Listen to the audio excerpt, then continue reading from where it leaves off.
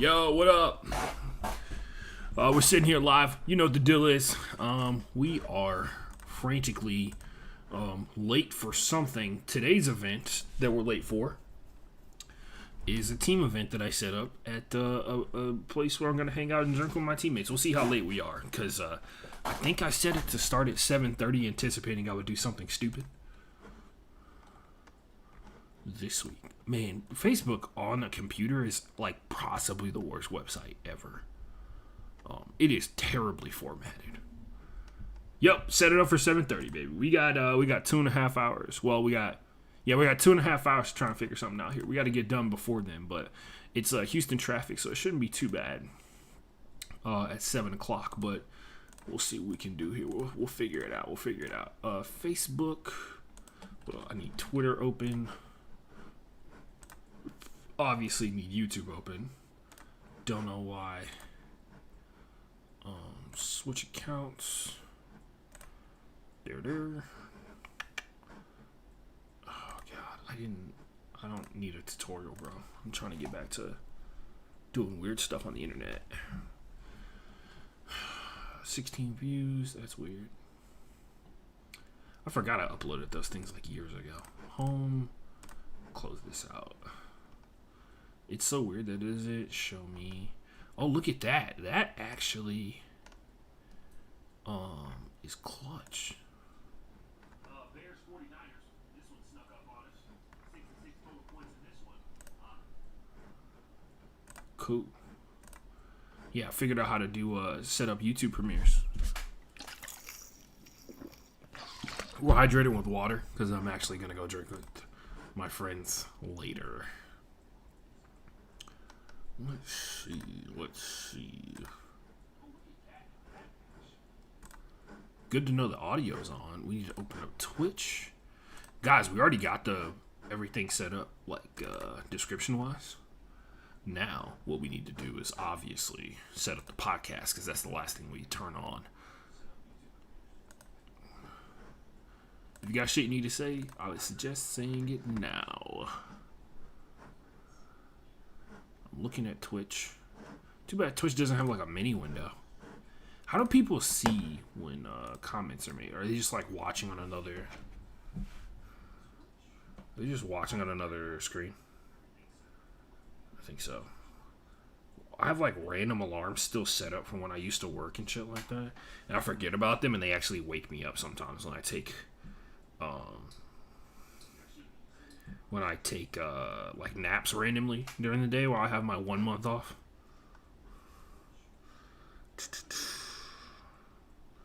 Hey, hold it strong at 41 followers. Let's go.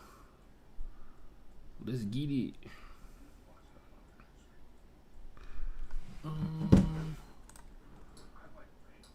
Yeah, I'm just gonna unplug the speaker.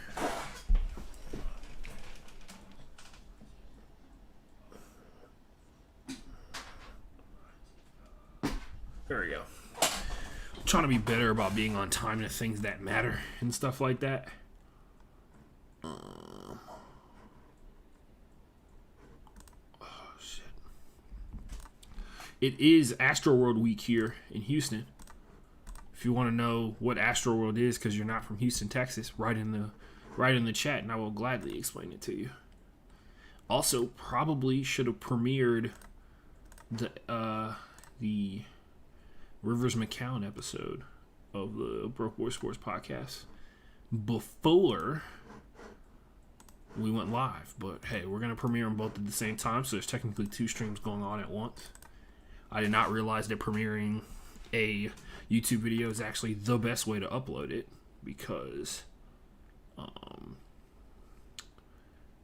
it pops up at like the top of people's feeds that you're subscribed or that are subscribed to you and shit. So wow. The fuck? Oh, I put that in the hashtags. Okay. That's why I didn't fully copy.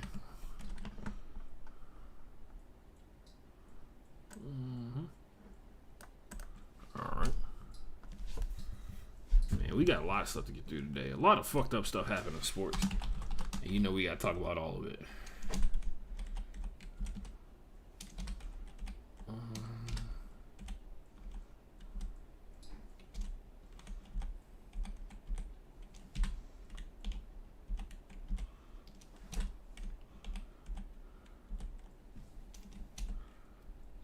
Let's go.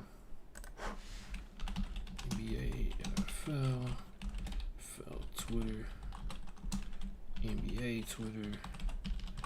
I gotta stop recording during game times, but hey, maybe I'll learn someday. Probably not.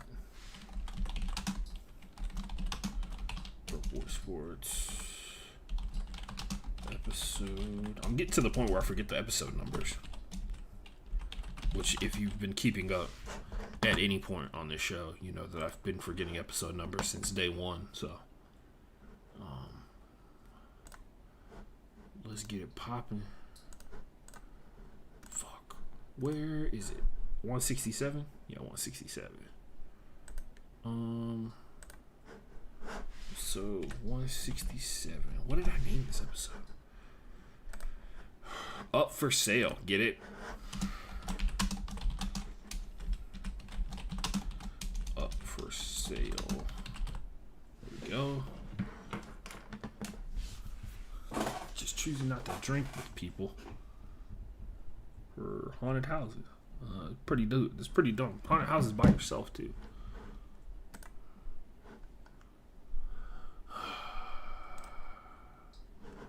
Welcome to the chat, bro. Oh, we need to set up some tweets here real quick. We need to set up some tweets.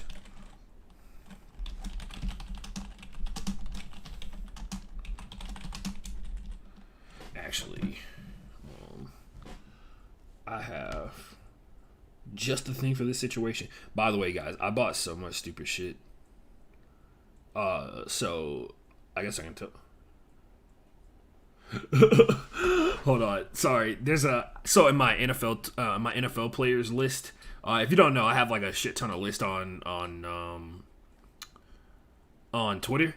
Basically, list or like you can set it. You can basically make a pocket universe within Twitter where it's like you don't follow these people, but all of their tweets get compiled in this one area. And you can actually any account can do it, but I have one for NFL players, and basically, like, if you're an NFL player, I, like, dump you in there. And so, in my regular feed, although I don't follow those accounts, they'll put tweets from that list into my regular feed. And I've actually been trying to figure out a way to increase the amount that I see, because I would like it to be a lot. I just don't want to blow my follower stuff like that. But anyway, genuine question. This is from Tyrell Crosby, who plays for the Lions or the Chargers. Hold on. I think it's the Lions. Genuine question. When people say they've done their own research, what does that mean? Like they're running controlled studies, reading peer-reviewed papers, doing their own sequencing? Oh, man. Yeah. Which, by the way, is like a running joke we have on this show where we're just like, yo, that's right, Montez Sweat in the lab, baby. In the lab, cooking it up.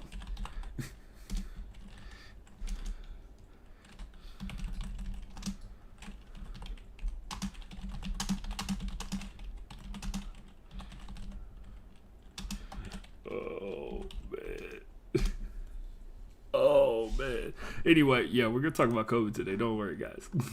As we have to, because you guys are funny. You guys are hilarious to me, at least. Some of you guys are. Some of you guys are just sad. Not you guys, but like other people. You know what I mean. I like you guys.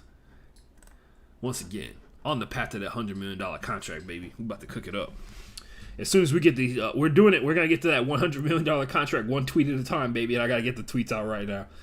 I got to get the questions too. Shit, we got like 3 questions that people wrote into the show today. So forgive me if we're a little discombobulated to start off with.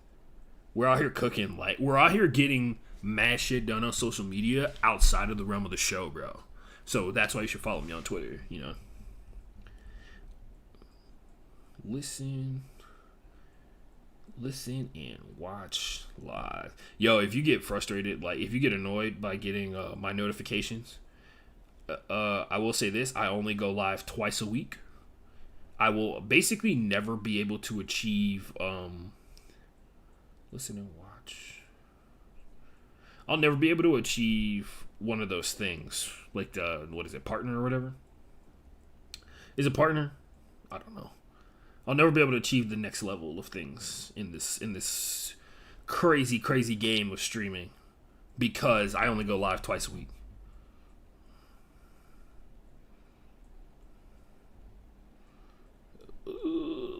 Oh God, I'm tweeting so slowly.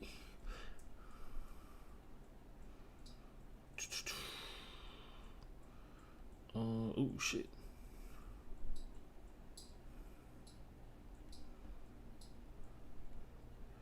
Phoenix Suns. NFL Week 9 predictions. Henry Ruggs. I'm just giving away the game, man.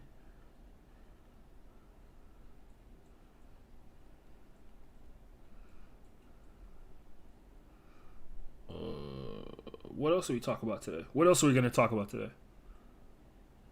Fellow listener. Right, we're talking about that. You're right. We are talking about that. By the way, Colby Covington versus Kamaru Usman this weekend. And I have one friend who gets like super pumped up to watch Colby Covington get his face caved in. Which honestly, like as a real true patriot, I too get pumped up to watch Colby Covington get his ass whooped. So, especially by a guy that he claims is a foreigner, but obviously Kamaru has. Anyway, it literally he loves to fuck with people. That's his thing. That's his thing, guys. That's what he likes to do. You know what I mean? Hashtag Twitch, hashtag YouTube. Who looks up fucking hashtags on who looks up hashtags on Facebook, like for real? Like legit nobody. It has to be nobody. Podcast, sports. But yeah. BBSP. Almost time, guys. Don't worry. We're almost there. You got questions, drop them in the chat. Like I said, we already got a couple that got sent in before the show started. We're going to answer those right before we get to what's going on, which, of course, is the segment where we talk about what's going on in sports. Hop in the chat. Do your thing. Do whatever you got to do. If you need to hydrate using other shit. I'm not here to judge, bro. I am here to judge. Don't worry. I do it quietly. Like a good Southerner. I judge you in private. Don't worry. Did you see what Mary did? I only think about Mary because I was thinking about texting her earlier today. I have a friend named Mary. Everybody has a friend named Mary, right? Anyway, whatever. Sorry guys.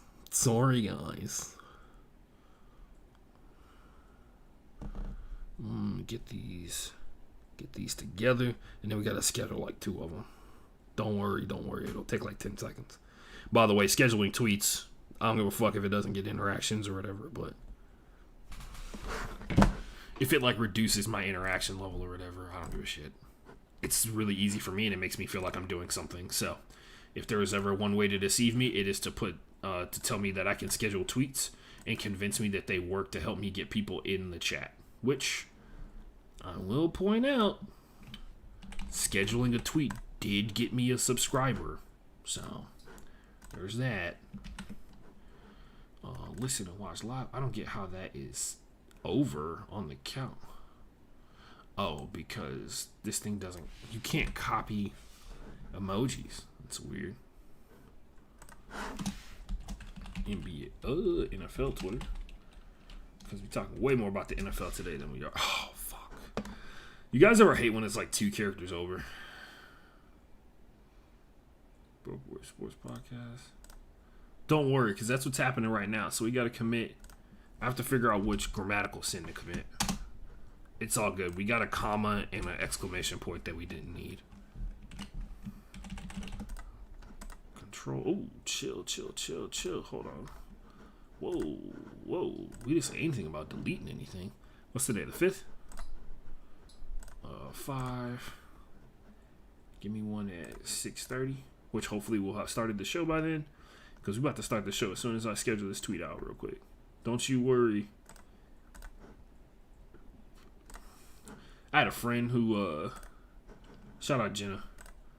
She had tickets.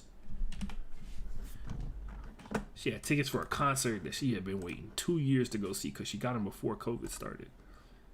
So she'd been waiting on to see this one cat for 2 years. Outlaw Country, that's the guy. You guys know what I'm talking about. Cause she's as smooth as Tennessee whiskey. She's as sweet as strawberry wine. And oh, glass of brandy, strong as old. Get my love, get me high. Cause she's as smooth as Tennessee whiskey. She's as sweet as strawberry wine.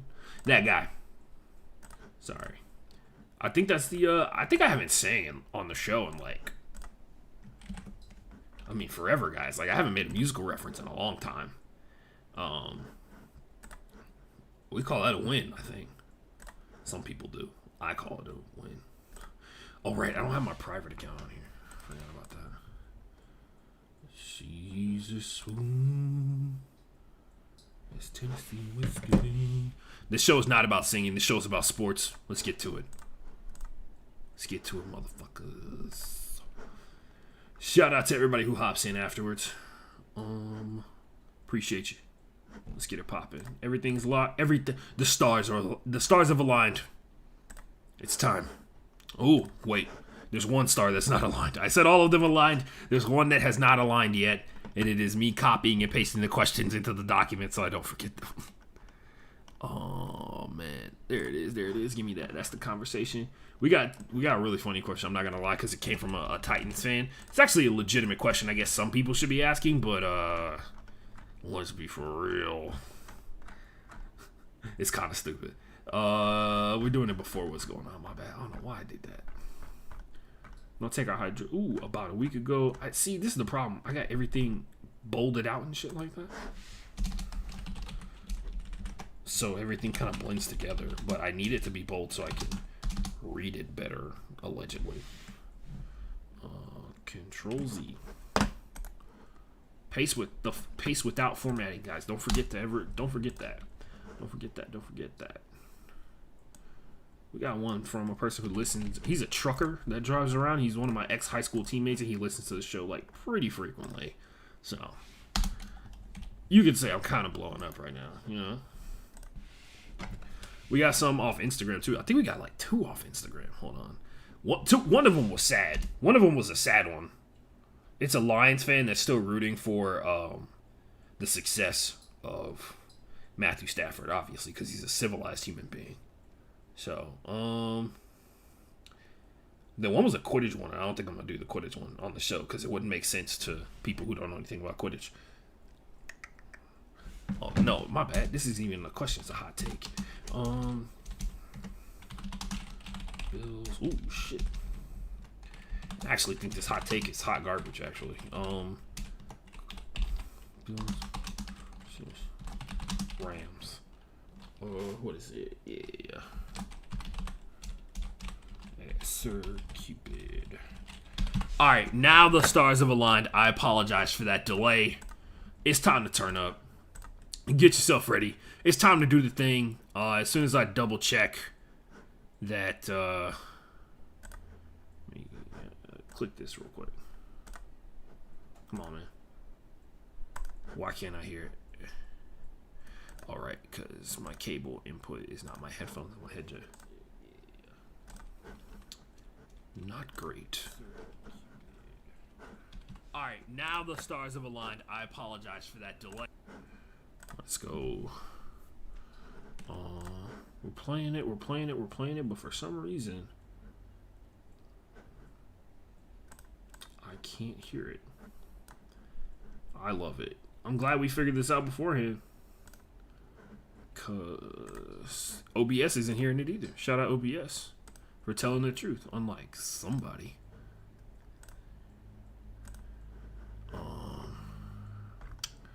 Man, I hate this so much. Sorry, guys, we're dealing with a stupid technical, a really dumb setting that somehow gets moved every single fucking week. Oh man, cable output. I'm trying to fix something. Y'all can. Cable output. Yeah, man, this sounds like something. Here we go again with this. Really, man. We're really doing this again for like the second week in a row. This is rough, man. It really is. Default desktop audio. Why is desktop audio not working? Is it because it's patched into the wrong thing? If it's the input of the V cable, I should be able to hear it in my headphones, but I'm not. Because it's not. Let me hear V cable input. Oh, God. Output into my headphones. I really don't want to close Spreaker because I feel like that's what's about to happen right now. Oh, God. I'm going to copy as much of this shit that I can.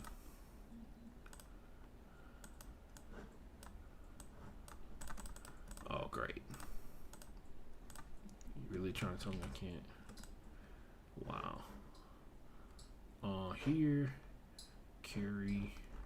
Scroll. Alright. Here we go. Closing Spreaker. Love it. We really do. Really do. We were that close. We were that close. Because the sound check worked earlier, and now it doesn't work anymore. We love it. We really do. Spreaker. Just absolute hot garbage, bro. It's a big...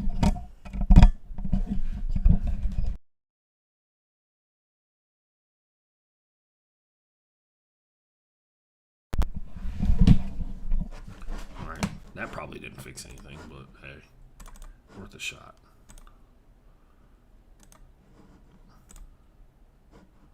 This is wild. It's truly insane. It works 10 times out of the year. Alright. Y'all can't hear the desktop audio. But for some reason it should be playing right now. But it's not. Global settings.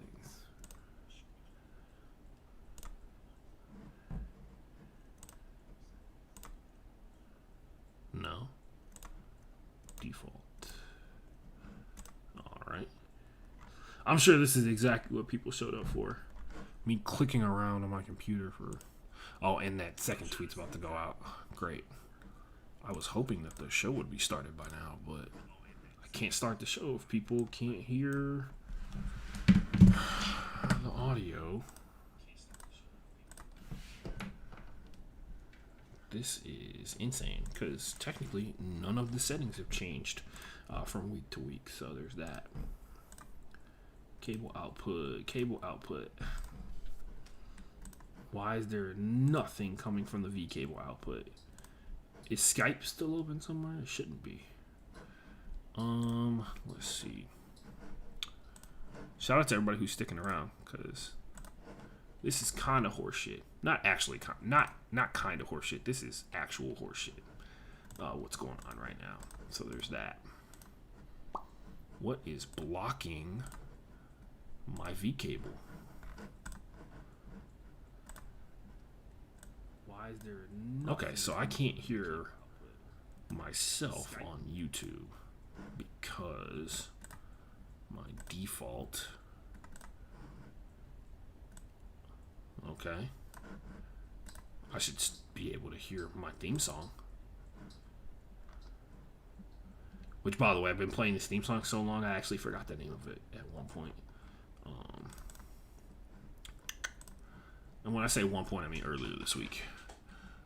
Yo.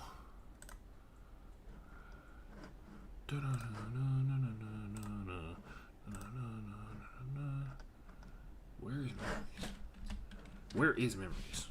Alright. Downloads. Only show me. Date modified.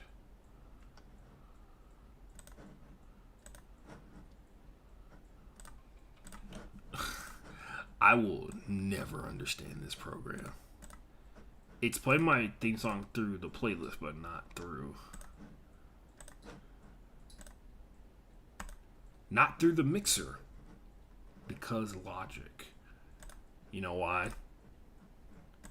You know why it's not? Wow, guys. Because I turned the monitor button off. Oh, man. Anyway, yikes. I owe you guys a killer show for an absolutely moronic reason why you couldn't hear anything. Jesus. Let's see. Undo, unmute. Wait, that's a double negative. Anyway. Headphones. Everything else is at 100%, so I should be able to play this and hear something. Alright, we're good. We're good. We're ready to cook. We're ready to cook. Alright, now we just gotta copy and paste it. Oh wait, it's saved. Let's go. Alright, going live in 3, 2, 1.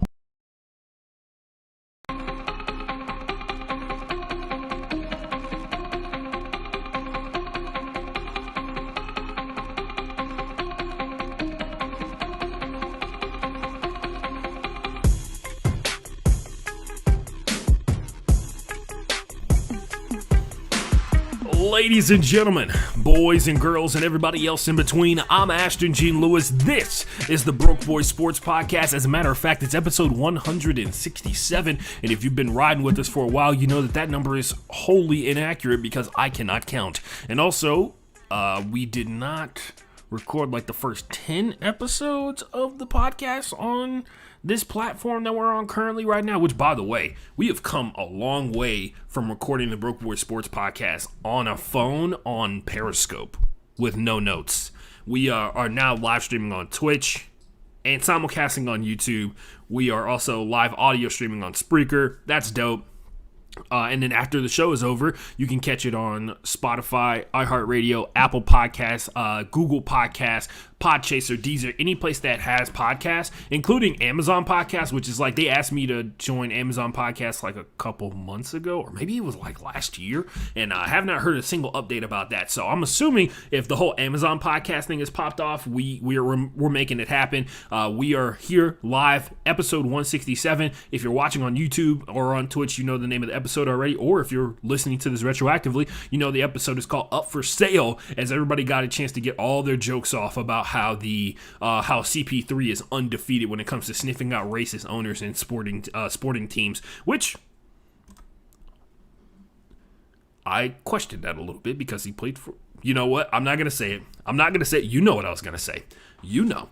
Social media stuff. Don't forget to follow me on Twitter at FB_playbook on Twitter. Don't forget to follow the podcast at Broke Boy Pod. Don't forget to follow my personal account if you want to. That's where I tweet about like Quidditch and like my random life stuff. That's at the Ashton J. On Instagram, follow me at the Ashton Forever. On TikTok, follow me at the Ashton Forever as well. And of course, like and subscribe on YouTube, man. Make sure you smash that bell so you know every single time that we go live. Like for instance, right now, for the first time ever, I premiered an episode, which I did not realize is like a way to retroactively kind of pretend like you edited a show or whatever. Anyway, if you check out the YouTube channel for Broke Boy Sports right now, if you're listening live, there's actually an episode running, and it is the Week 8 breakdown, which, by the way, we didn't break down the games for this past Week 8. We talked to Rivers McCown of Football Outsiders and NBC Sports Edge. He's a football nerd kind of guy. Not nerd, but he's a football guy. He actually is really funny on Twitter. You should follow him at Rivers McCown, MCCOWN. He has no relation to Luke And then the supervillain, what is it, Josh McCown? Josh is the one that looks like a supervillain, right? With like the super sharp jawline and the hair slicked over. Yeah. Anyway, he is not related to those guys. He does talk about football though a ton. I know Josh is like a high school football coach somewhere. So yeah, check it out. Check out that episode retroactively or right now, live premiere if you're listening right now. Then come back to the live episode and all that kind of jazz like that. But yeah, make sure you like and subscribe on YouTube. Appreciate you. Appreciate every single person that checks out the show in any way, shape, or form. We got questions today. We got a lot of. I'm going to be honest with you guys, today's going to be a bad episode. And you know why. If you pay attention to sports in like just a general loose sense, you know exactly why today's going to be a bad time. So we're just going to dive right into it. We're going to start off with best of the best because...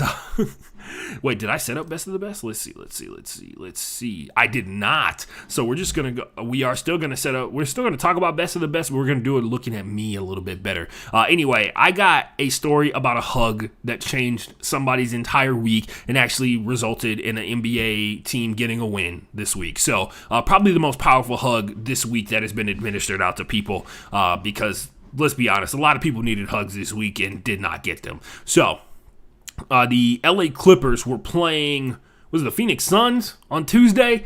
And in the course of that game, Reggie Jackson, who has basically become like the number 2 scoring option. If you watch during the playoffs, Reggie Jackson stepped up big time when Kawhi Leonard went out to help out, especially around the perimeter. He's playing a lot better. And you want to talk about a guy who's come such a long way from where he was when he was in Oklahoma City? Like, wow. Remember that? Remember that all those years ago? Reggie Jackson coming off the bench as the backup for Russell Westbrook. And by the way, yet another killer Sam Presti draft pick that is no longer with the Oklahoma City Thunder. Like, people talk about like Russell Westbrook. They talk about James Harden, they talk about Kevin Durant, they never talk about Serge Ibaka, and they never talk about Reggie Jackson because they nailed those two guys. Those are legitimate starters in the NBA, and they were all on the same basketball team at one point, and that's kind of insane to think about. Somebody was talking about Thabo Cephalosha earlier this week, and it reminded me of that one time Thabo was trying to stop the cops from beating the shit out of his friend in front of a club, and they broke his leg.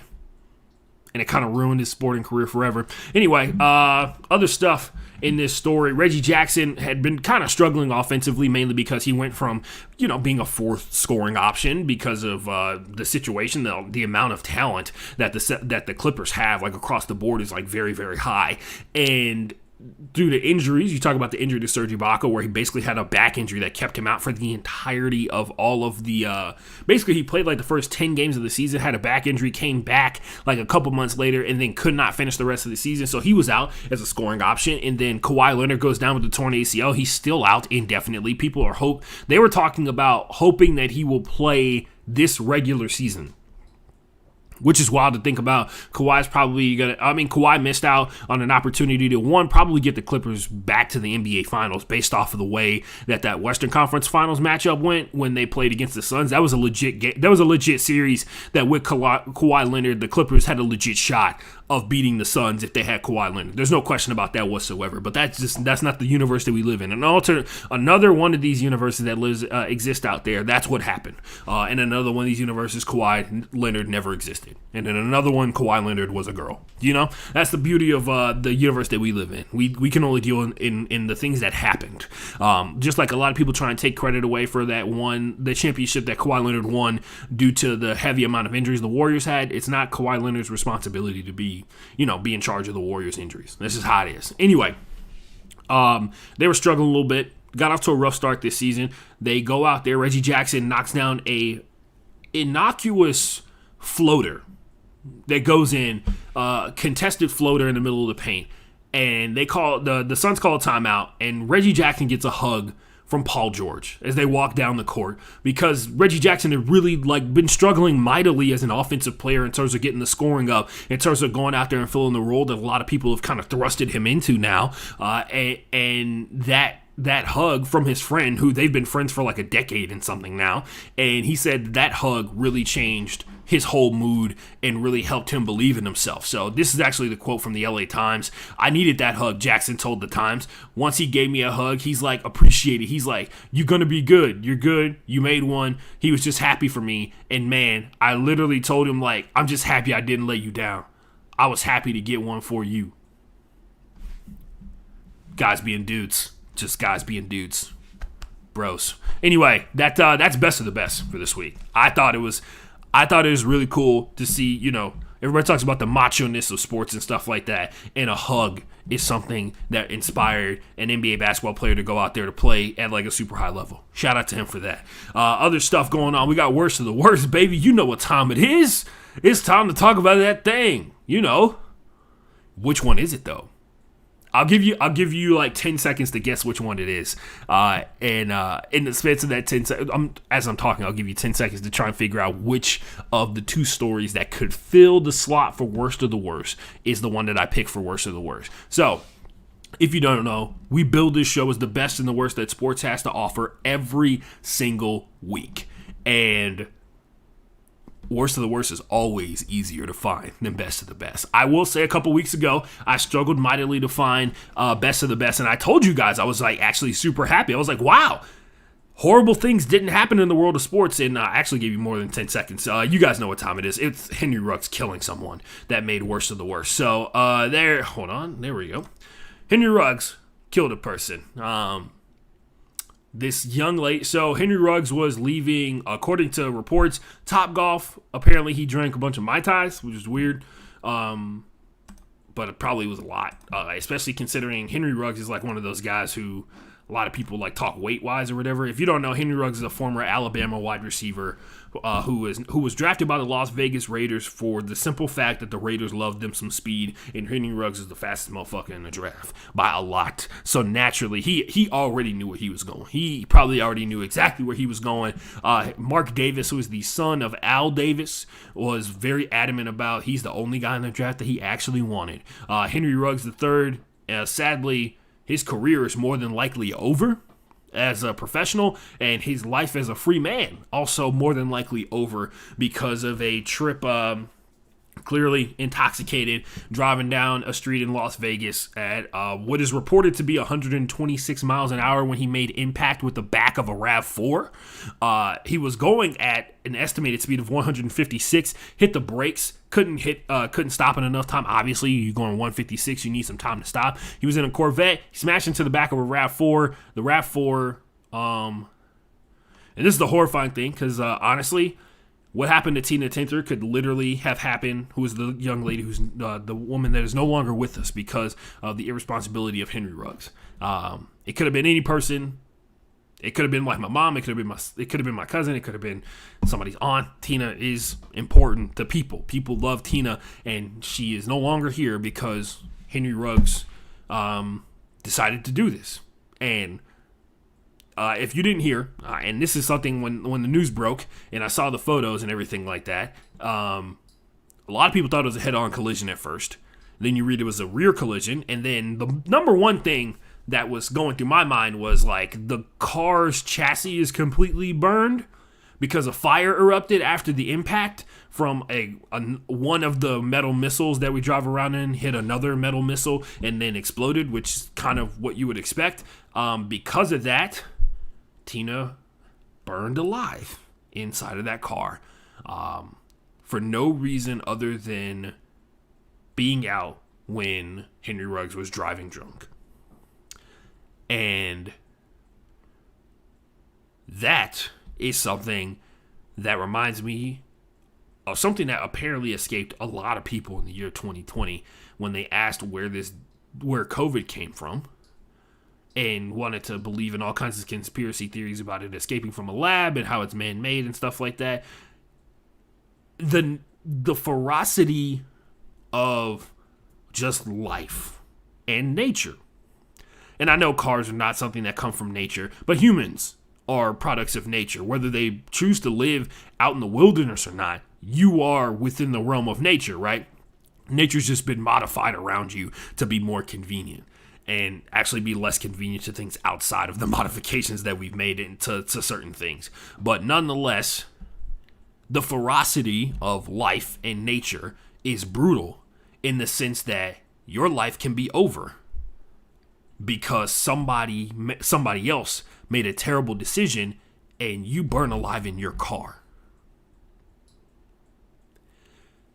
Henry Ruggs did not intend to kill Tina Tinter, but guess what? Tina, like, that doesn't matter in terms of like whether or not Tina lived or died. But there is something to be said for the fact that, and I mentioned this on the podcast, I mentioned this on the episode for recapping week 8. I kind of hinted at it a little bit because I didn't want to talk about it while we were breaking down what happened in week 8. I wanted to save it for this segment and talk about just how, you know, Henry Ruggs, regardless of what happens in a legal sense, because guess what, man? When something like this happens, one, and I'll say this again, I'm surprised Henry Ruggs is alive. His girlfriend was in the car, and the video that came out, which, by the way, I would suggest you not watch it. I'll tell you what happened. It's a video of what happened after the crash. Henry Ruggs' girlfriend is like holding him because he's like going in and out of consciousness because he went like head to rear into a full on speed into a car. Like I said before, I'm surprised that Henry Ruggs is alive. I'm surprised his girlfriend is like fine relatively, but yeah, man, like regardless of what happens in a legal sense, like Henry Ruggs is gonna have to deal with the fact that he took a life that could have very easily been spared.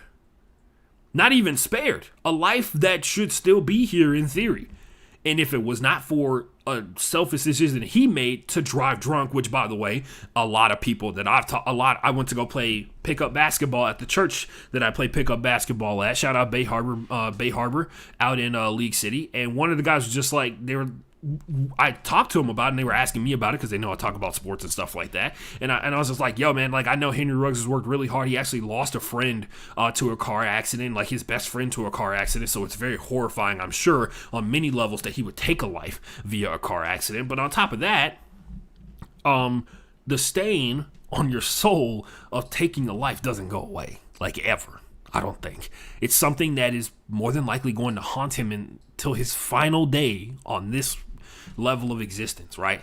And that's still never going to bring Tina back. It's never going to bring her back. Her family is, her family's going to proceed the way that they feel is okay. He's already being charged with a felony DUI. He's been cut from the Raiders, and pretty much anybody that had any form of merchandise that dealt with, not only his jersey is still up for sale, apparently, but the other thing that is also in play is there are shirts that are like designed with like logos and stuff like that, or like phrases. And the really messed up, ironic part is like Henry Ruggs is a ridiculously fast human being, and there's no telling like what permanent damage he's done to his body after a wreck like that, as well. In terms of like the horrifying thing that he did, because I'm sure we only saw the video clips of like what happened afterwards. I'm sure Henry Ruggs and his girlfriend experienced something that, in terms of like seeing what happened, what they did to that person in that situation, and they'll never be able to get over it. Like, there's no way, and of course, this is a situation where you have to go to therapy, right? Like, you have to figure out a way to move on from this in your life and realize that your whole life now has to be centered around preventing other senseless deaths like this one, so that nobody else makes the same mistake you did, and there's no more Tinas. You're trying to do your job in reducing the number of Tinas, because guess what? Like, people are going to make horrible decisions. There are people who don't give a shit about human life, and you see that every day, right? But nonetheless, Henry Ruggs has done something that, like I said, is going to stain his soul until the day that he dies. And as far as a lot of people are concerned, it's going to define him as a person.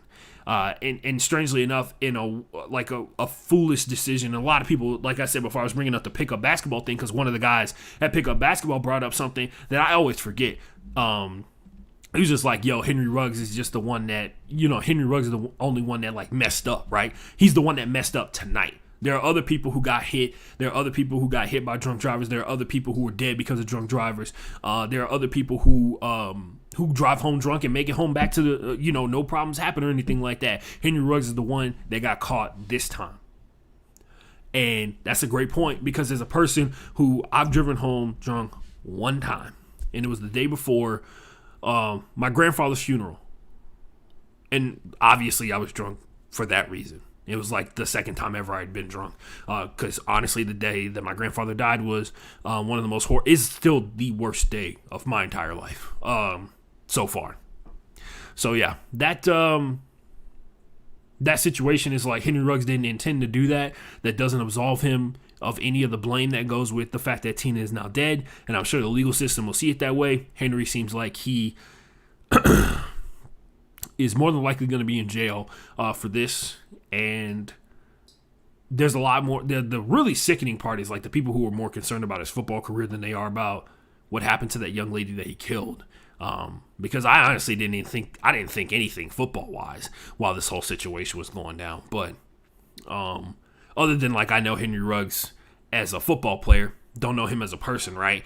Seems like he's a guy who based off he worked really hard to get to where he is as a Las Vegas Raider, and now it's all gone. It's one night, one really bad decision that probably ruined his life forever.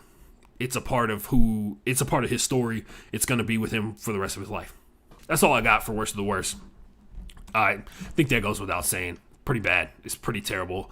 And I'm sure they're going to try and get him put away for as long as they possibly can. So, we move on to, I personally find this story hilarious, but maybe you won't. I find it to be the epitome of stupidity.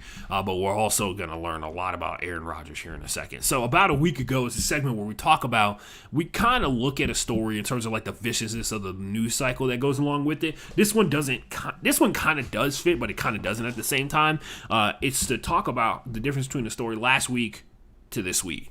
Last week, Aaron Rodgers was flat out, on the path to being MVP this season next to Kyler Murray. Like, Kyler Murray clearly was on a whole nother level. Aaron Rodgers was able to go out there and win a game with a bunch of his backups on both sides of the ball. And the defense was able to go out there and figure out a way to shut down one of the most dynamic quarterbacks in the NFL and hold them to 21 points while the Packers went out there and got the damn thing done, right?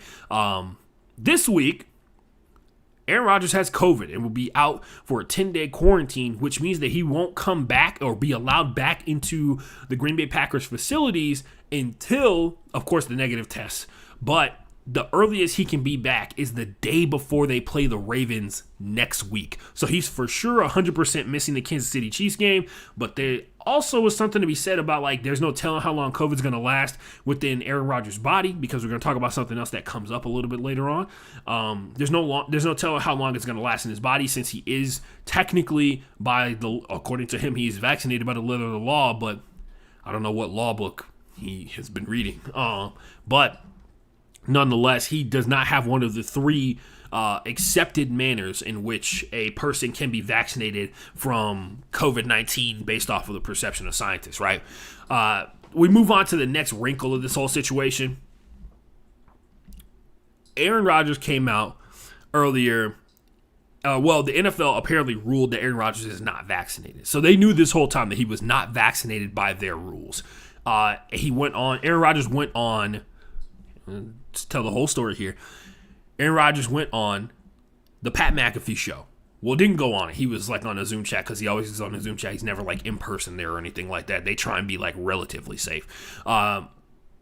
He went on the Pat McAfee show, talked to Pat for 46 minutes. If you don't know, Pat McAfee show is like one of the best sports podcasts out there in the game, right? Like, he's very good at his job. I don't necessarily enjoy it. I don't enjoy it in like great amounts. They do a daily show, so if you want to listen to a daily podcast on a regular basis, Pat McAfee is perfect. He gets super hyped all the time, but sometimes he gets a little loose. He gets a little loose out there. He does do a show high as fuck, but I'm not here to hate on that. Sometimes he gets loose in other ways, and also sometimes he's like painfully white in his opinions about sports. It has come out, like I said before, by the rules of the NFL, Aaron Rodgers is not vaccinated. Apparently, he told Pat McAfee on the Pat McAfee show that he is allergic to one of the ingredients in the mRNA vaccine that Moderna and Pfizer put together. Good thing Johnson & Johnson is not an mRNA vaccine, right? So obviously, Aaron Rodgers went out and got that vaccine because he's not allergic to any of the ingredients in the Johnson & Johnson vaccine. Although I will put out there, Johnson & Johnson is considered to be the worst of all the vaccines that are available to people. It is considered to be the least effective, mainly because I think the antibodies fade faster in the Johnson & Johnson vaccine than it does in Moderna and Pfizer, which will get you like 6 or 7 months with a high level of vaccine, a high level of antibodies like naturally present in your body, and then after that it starts to fade away, right? Which is why the booster shots have to come into play. But that's obviously what Aaron Rodgers did, right? Right? I'll read this quote about Aaron Rodgers and his opinion in terms of the vaccine that he took. I believe strongly in bodily autonomy and the ability to make choices for your body. Not to acquiesce to some woke culture or crazed group of individuals. Those crazed group of individuals, I can only imagine that he is talking about the scientists who have researched and understood not only virology, but how diseases spread, and also how to construct vaccines, and all the people who have not only done research while we live in this time period right now, but the hundreds of years before this in terms of study of diseases. I can only imagine that's the crazed group of people that he's talking about, or maybe he's just talking about people on Twitter trying to probably, more than likely, people who are trying to convince you to take the vaccine, they out here with sources. That's all I'm saying. I will not, but not to have to acquiesce to some woke culture or crazed group of individuals, the woke culture of being vaccinated against viruses that are killing people in an effort to eradicate it in general from existence, of individuals who say, you have to do something. So literally, that doesn't sound like an opinion on how well his Johnson & Johnson vaccine went, right?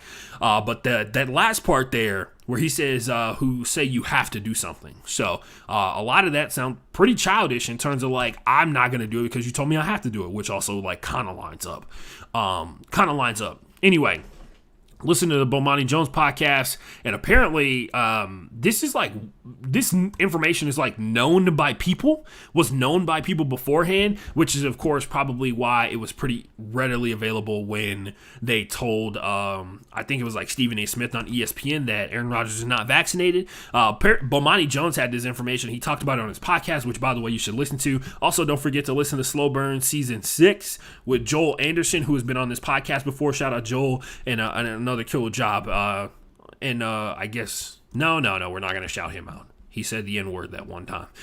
He appealed to the NHL. The NFL. Aaron Rodgers did with the process of immunization, which we're going to talk about the difference between those two words and how Aaron Rodgers actually insinuated something that is basically impossible for his method of immunization process, and it was denied by the NFL. They said whatever you did with that shaman, which by the way, hit me up in the chat or hit me up on Twitter afterwards, percentage chance that Aaron Rodgers drank somebody's blood. It's got to be above 5%. He said he's immunized versus COVID-19, which I don't know, man. He said he's immunized versus COVID-19. A lot of people are believing that he went to a holistic medicine doctor, which of course people are calling all kinds of, many would say, offensive terminology for people who study things that are not Western medicine, right? But one thing is for sure, there is a tried and true process of inoculation, which is the process of introducing a virus into the body to develop immunity. Don't know what Aaron Rodgers did. Anyway, this whole thing is really on brand because a lot of people were under the impression that Aaron Rodgers was vaccinated because he said a couple earlier when the season started, when somebody asked, is he vaccinated for COVID-19? He said, I'm immunized, which by the way, I fervently believe that there are reporters who were in the who were in the pool that knew exactly what that meant, but just didn't say anything. Nobody followed up on that whole process. Anyway, talk about a technicality that actually is a massive difference. So, Aaron Rodgers said that he is immunized from COVID-19 when asked if he was vaccinated. That was stupid on many levels because it's basically impossible for Aaron Rodgers to be immunized, because immunized means you're immune to COVID-19. No human being, as far as we know, is immune to COVID-19. Vaccinated, which, by the way, despite what a lot of people on the internet would try and have you believe, is the understanding that you have utilized some sort of medical technology to introduce the virus into your body in some way, shape, or form, whether it be through the protein code or actual dead cells of the virus introduced into your body, and your body has now developed antibodies to combat it. Immunized means that you have somehow made yourself completely immune from the disease, which, by the way, when you look up the actual definition of it, it says immunized typically through the method of inoculation, which is what a vaccine is. So Aaron Rodgers trying to bend over backwards to do everything but take one of the three major products that has been proven to have, has a track record of proving that it can either, one, soften and dampen the symptoms of COVID-19 to the point where you can survive it if you are a person who is in danger of dying from it, and two, prevent the spread of COVID-19 from person to person, at least make it significantly more difficult for it to spread, because at the end of the day, whether if you're a healthy person or if you're a person who's in a vulnerable community of people from COVID-19, the objective is to reduce the spread of COVID-19. For all you people who like to complain about your freedoms and stuff like that, if you really cared about your freedom, you would do whatever it took to be as free as possible. And whatever it takes is to prevent the spread of COVID-19 so that the rules and regulations to prevent the spread of COVID-19 are no longer in play. But hey, what do I know? I'm just a dude that talks into a microphone about sports. Anyway, Aaron Rodgers actually said that Aaron Rodgers saying that he's immunized is actually on a higher level of disease prevention than being vaccinated. Anyway, I just thought that was really funny because it was like, oh, he did like the shaman way and trying to be cute with his words, said that he's actually completely immune from COVID-19, which guess what? We now have evidence that he is not, because he has COVID-19. If he was immunized, he would not be able to contract COVID-19. Unlike if you were vaccinated, which we all know that you can catch COVID-19 even if you are vaccinated. Just really funny that Aaron Rodgers, the guy who has like the mystical aura about him and all this kind of stuff like that, and everybody wants to, try and talk about how he's specialized and nuanced and all this kind of stuff like that. Which, by the way, did Jeopardy know that Aaron Rodgers wasn't vaccinated? I find that interesting. Anyway, Aaron Rodgers, I'm surprised he slipped up like this. I really am. I'm not surprised that he used a word that would confuse the common man, like myself, for just a second to be like, man, maybe he's just using we're talking about the same area of things. And even at the heart of it all, if you just 100% believe anything Aaron Rodgers tells you, you would say he says he's immunized, which you would be like, well, that's impossible, Aaron, because everybody's susceptible to COVID. So anyway, just like we're all not immunized from polio, we can all still catch the polio, which apparently is not fun, I've heard. Actually, I haven't heard. I've read in history books. Wonder how I got to the history books. Anyway, We Talking Money or We Talking Money. It's a segment where we talk about, you guessed it, that cashola, that bling, that Skrilla. We talk about money. This is actually a really heartwarming story. See, it's not too positive. I followed up a stupid story with a really positive one. Coca-Cola, big-time global conglomerate, is officially buying full control of Body Armor. Body Armor, the quick-rising rival to Gatorade, right? And they're purchasing it for $5.6 billion, and they're valuing the drink brand as a whole as $8 billion, because if you know anything, Body Armor has done a really good job of not only, has been doing a pretty good job of getting competitive in terms of getting on TV on a regular basis. But yeah, $8 billion is the current value, the current drink brand evaluation in terms of future projections. It's worth $5.6 billion right now, according to the Wall Street Journal. This is, by the way, a story from Front Office Sports. If you remember, there's one person, a couple of big-time athletes, one of them being James Harden, another big-time athlete, invested in Body Armor in 2014 when it was just starting out. He put in $6 million, which was absolutely nothing, to the Mamba himself, Kobe Bryant. That $6 million investment has now turned into $400 million because he's put it behind him, and it goes to his family. Kobe Bryant, still looking out after all these years. Shout out to him. But yeah, generational type wealth. If they didn't have it before, they sure as hell have it now. But yeah, interesting turn of events, because I'm pretty sure Gatorade is owned by Coca-Cola. Hold on. Who owns Gatorade? I'm pretty sure. Oh no, my bad. PepsiCo owns Gatorade, which of course means that Coca-Cola has now purchased their Gatorade, and Body Armor will get all the push that it can behind it to be a rival to Gatorade, which has been a stalwart in every real athlete and fake athlete's life for. I don't think I've ever lived in a time frame when Gatorade wasn't the biggest sports drink on the planet. There have been many who have tried to rival it. Many have failed as well. Don't get fooled into thinking that Body Armor is healthier for you. It has more sugar. It has more potassium, but it also has more sugar. Gatorade does have 3 different types of sugar in it, but Body Armor has more sugar overall. Media suggestion stuff. We actually do have media suggestions this week, so check it out here. If you're watching on Twitch or you're watching on YouTube, I actually finished watching this show right before the show started. This is my suggestion to you. It is a little show called Swagger. If you've not seen it, it's on Apple TV, and it is the story of a young middle school basketball player. This kid's supposed to be 14 years old, and I kid you not, they do shit that I've never been capable of doing on a basketball court at a quote-unquote 14-year-old age. But this is a kid who has big-time NBA aspirations, and he's got all the talent and all the skill to be able to get there if he tries hard enough. I liked a lot of the angles they talk about here. He has a friend who is a girl basketball player. It's about her journey and her path in terms of like how she's trying to get to where she's trying to get, how much her love of the game is tested. The mother of this show, who you're watching right now on the screen if you're watching on Twitch and on YouTube, the mother of this show, not only absolutely drop dead gorgeous, but also indicative of a lot of parents who are fully focused and invested in the success of their kids for their ability to get out and trying to give them a path and give them every opportunity they can to be successful. O'Shea Jackson, if you remember him, he is the son of Ice Cube, ironically enough, who is also an anti-vaxxer. Been talking a lot about anti-vax people. Who O'Shea Jackson is the secondary lead, I guess you could say, in this one. He's the mentor type, guru type dude in this show. Former great basketball player, kind of fallen to the status of just like being a regular dude. Anyway, great show to check out. It is a modern day take on a lot of old school basketball mantra. They address mental toughness for a young kid. They actually address something that I think is like massively important.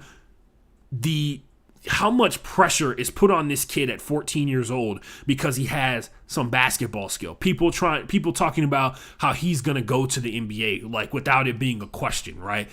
Him trying to develop his game in terms of being a good basketball player, being a good teammate, learning when to take over games, when to not take over games, learning how to be a leader, learning if he actually is a leader and all kinds of stuff like that. Really cool, great character development, and actually really great perspective on sports as a whole. Each one of the kids has their own kind of story, and you pick up on it as time goes on.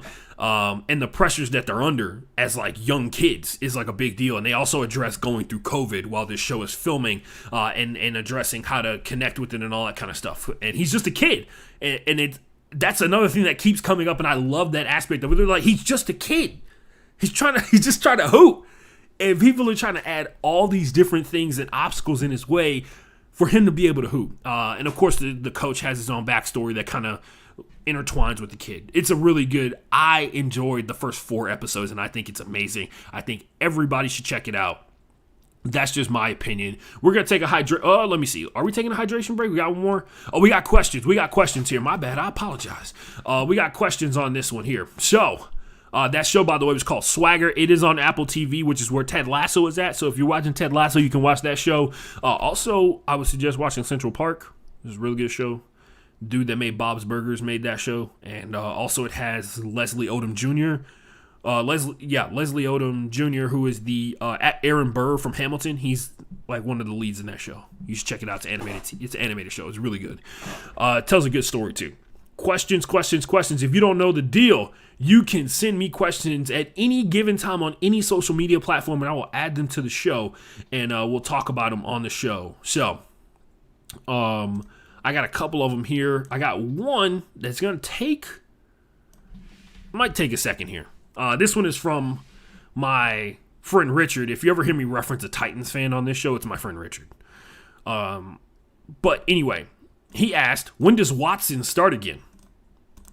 So I made the joke on this show about how like nobody wants to. So there's a couple factors going on, right? 22 sexual assault cases. They're all grouped together. There is a criminal case that's probably going to take a lot longer than the civil suits that are being thrown out there. The civil suits, people are talking about like they want, I don't know, the lawyer the lawyer for the victims in the Deshaun Watson cases seem like they want to go to trial, and I don't know if that's just like to put that in the preview of people, because there's so many people who are like they don't even want to go to trial, they just want to get paid out,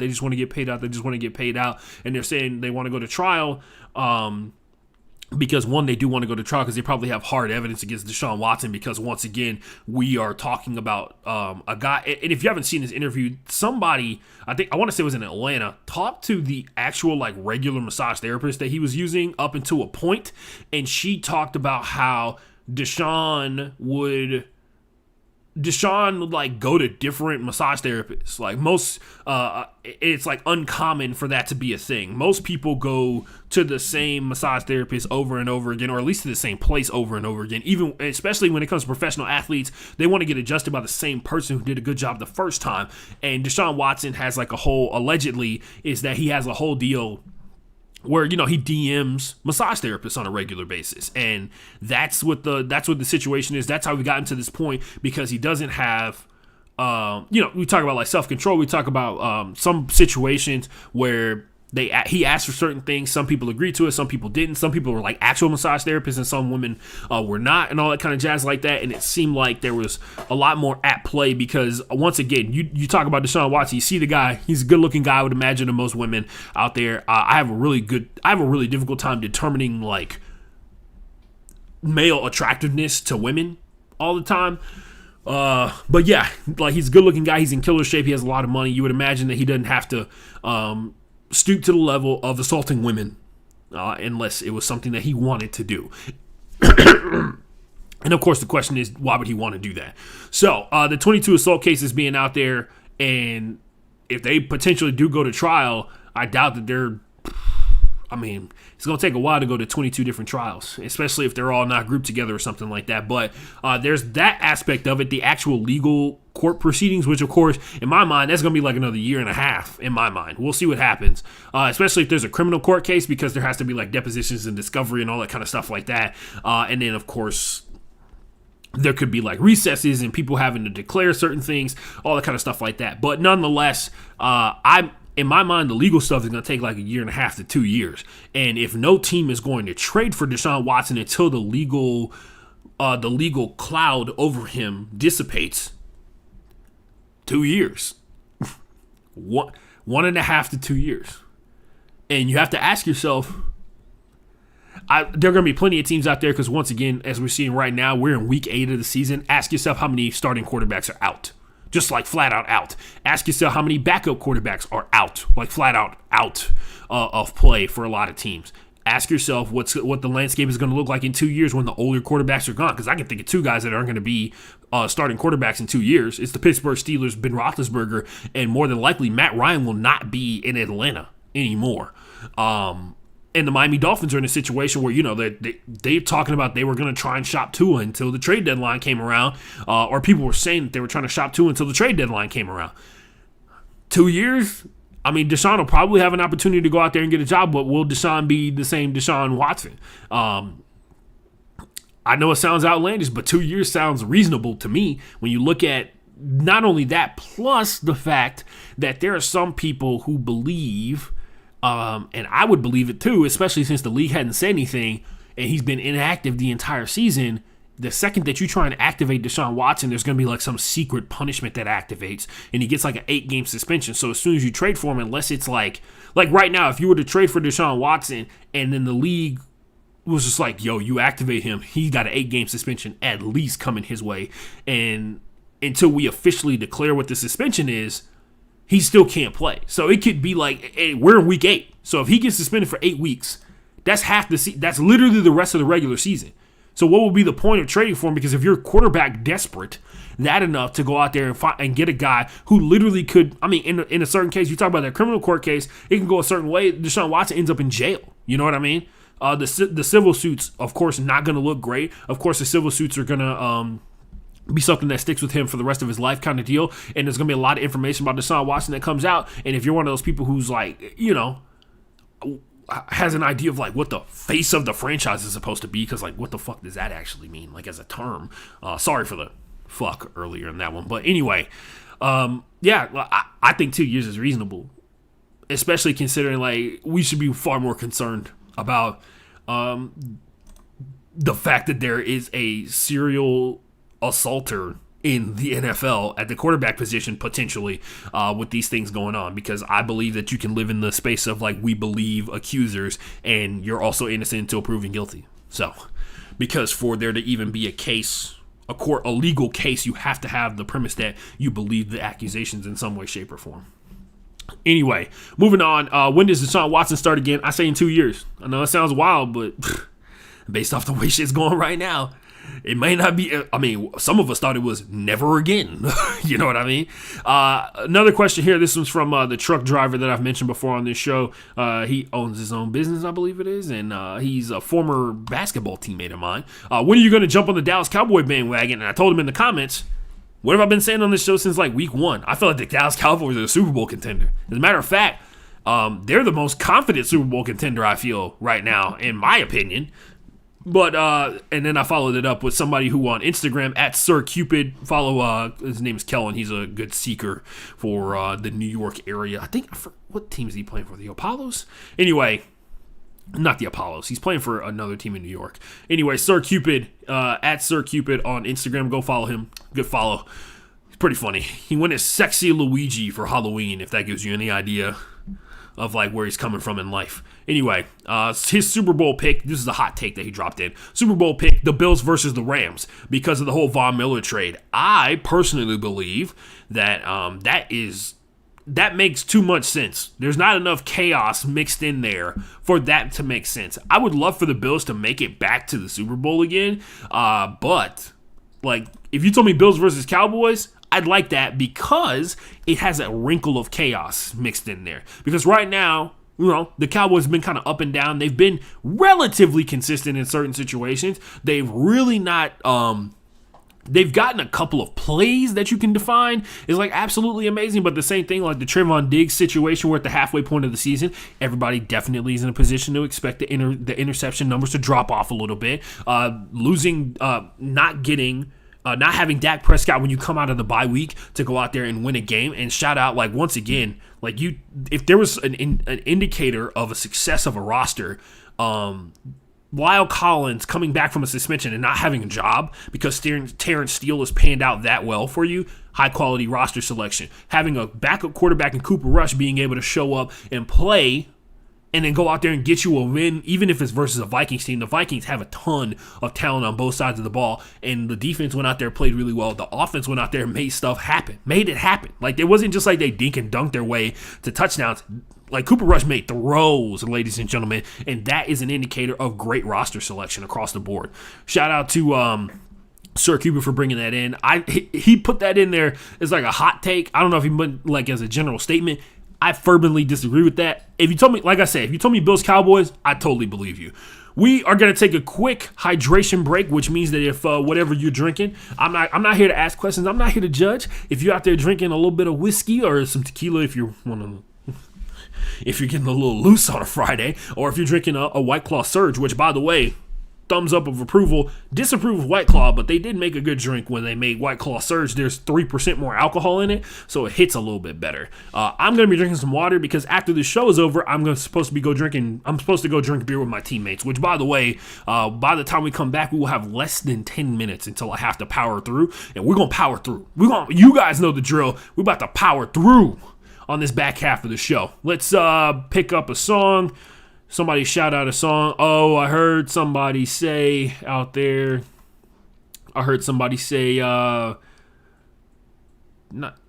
Dancing in the Storm. That's what I heard. Dancing the Storm Away. Let's do it. Dancing the Storm Away by Christina Gugas. 3 minutes, 13 seconds. Meet right here on the Broke Boys Sports Podcast.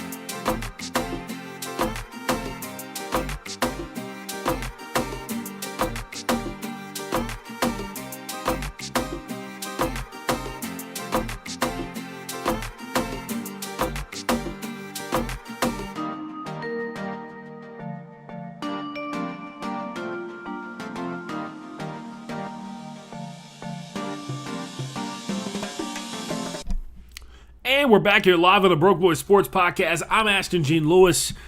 Like I said before, this is the Broke Boys Sports Podcast, episode 167, up for sale. We're about to get to that up for sale story here in a second. But we do need to start off, and by the way, we're back and we're talking about what's going on, which is a segment where we talk about what's going on in sports. Surprise, surprise. We talk about what's going on. The Atlanta Braves won the World Series. There we go. We said it. Moving on. College football going on. First rankings are out for the College Football Playoff Committee, which, by the way, let's just talk about it. Let's do it. Let's do it from the bottom. And I guess you can tell the story of college football with this whole situation. Number 10, Notre Dame. Notre Dame has like one big loss. It was versus Penn State, I think, earlier this season. Notre Dame basically plays. Michigan beat them, which we'll talk about them in a little bit. Michigan beat Notre Dame, and Notre Dame is close to being undefeated, which will always keep them in the mix. They basically play an ACC schedule, which out of the Power 5 this year looks like the second weakest behind the Pac-12, which got off to a hot start of the season, got that win versus LSU. Little did we know, LSU off of a cliff, right?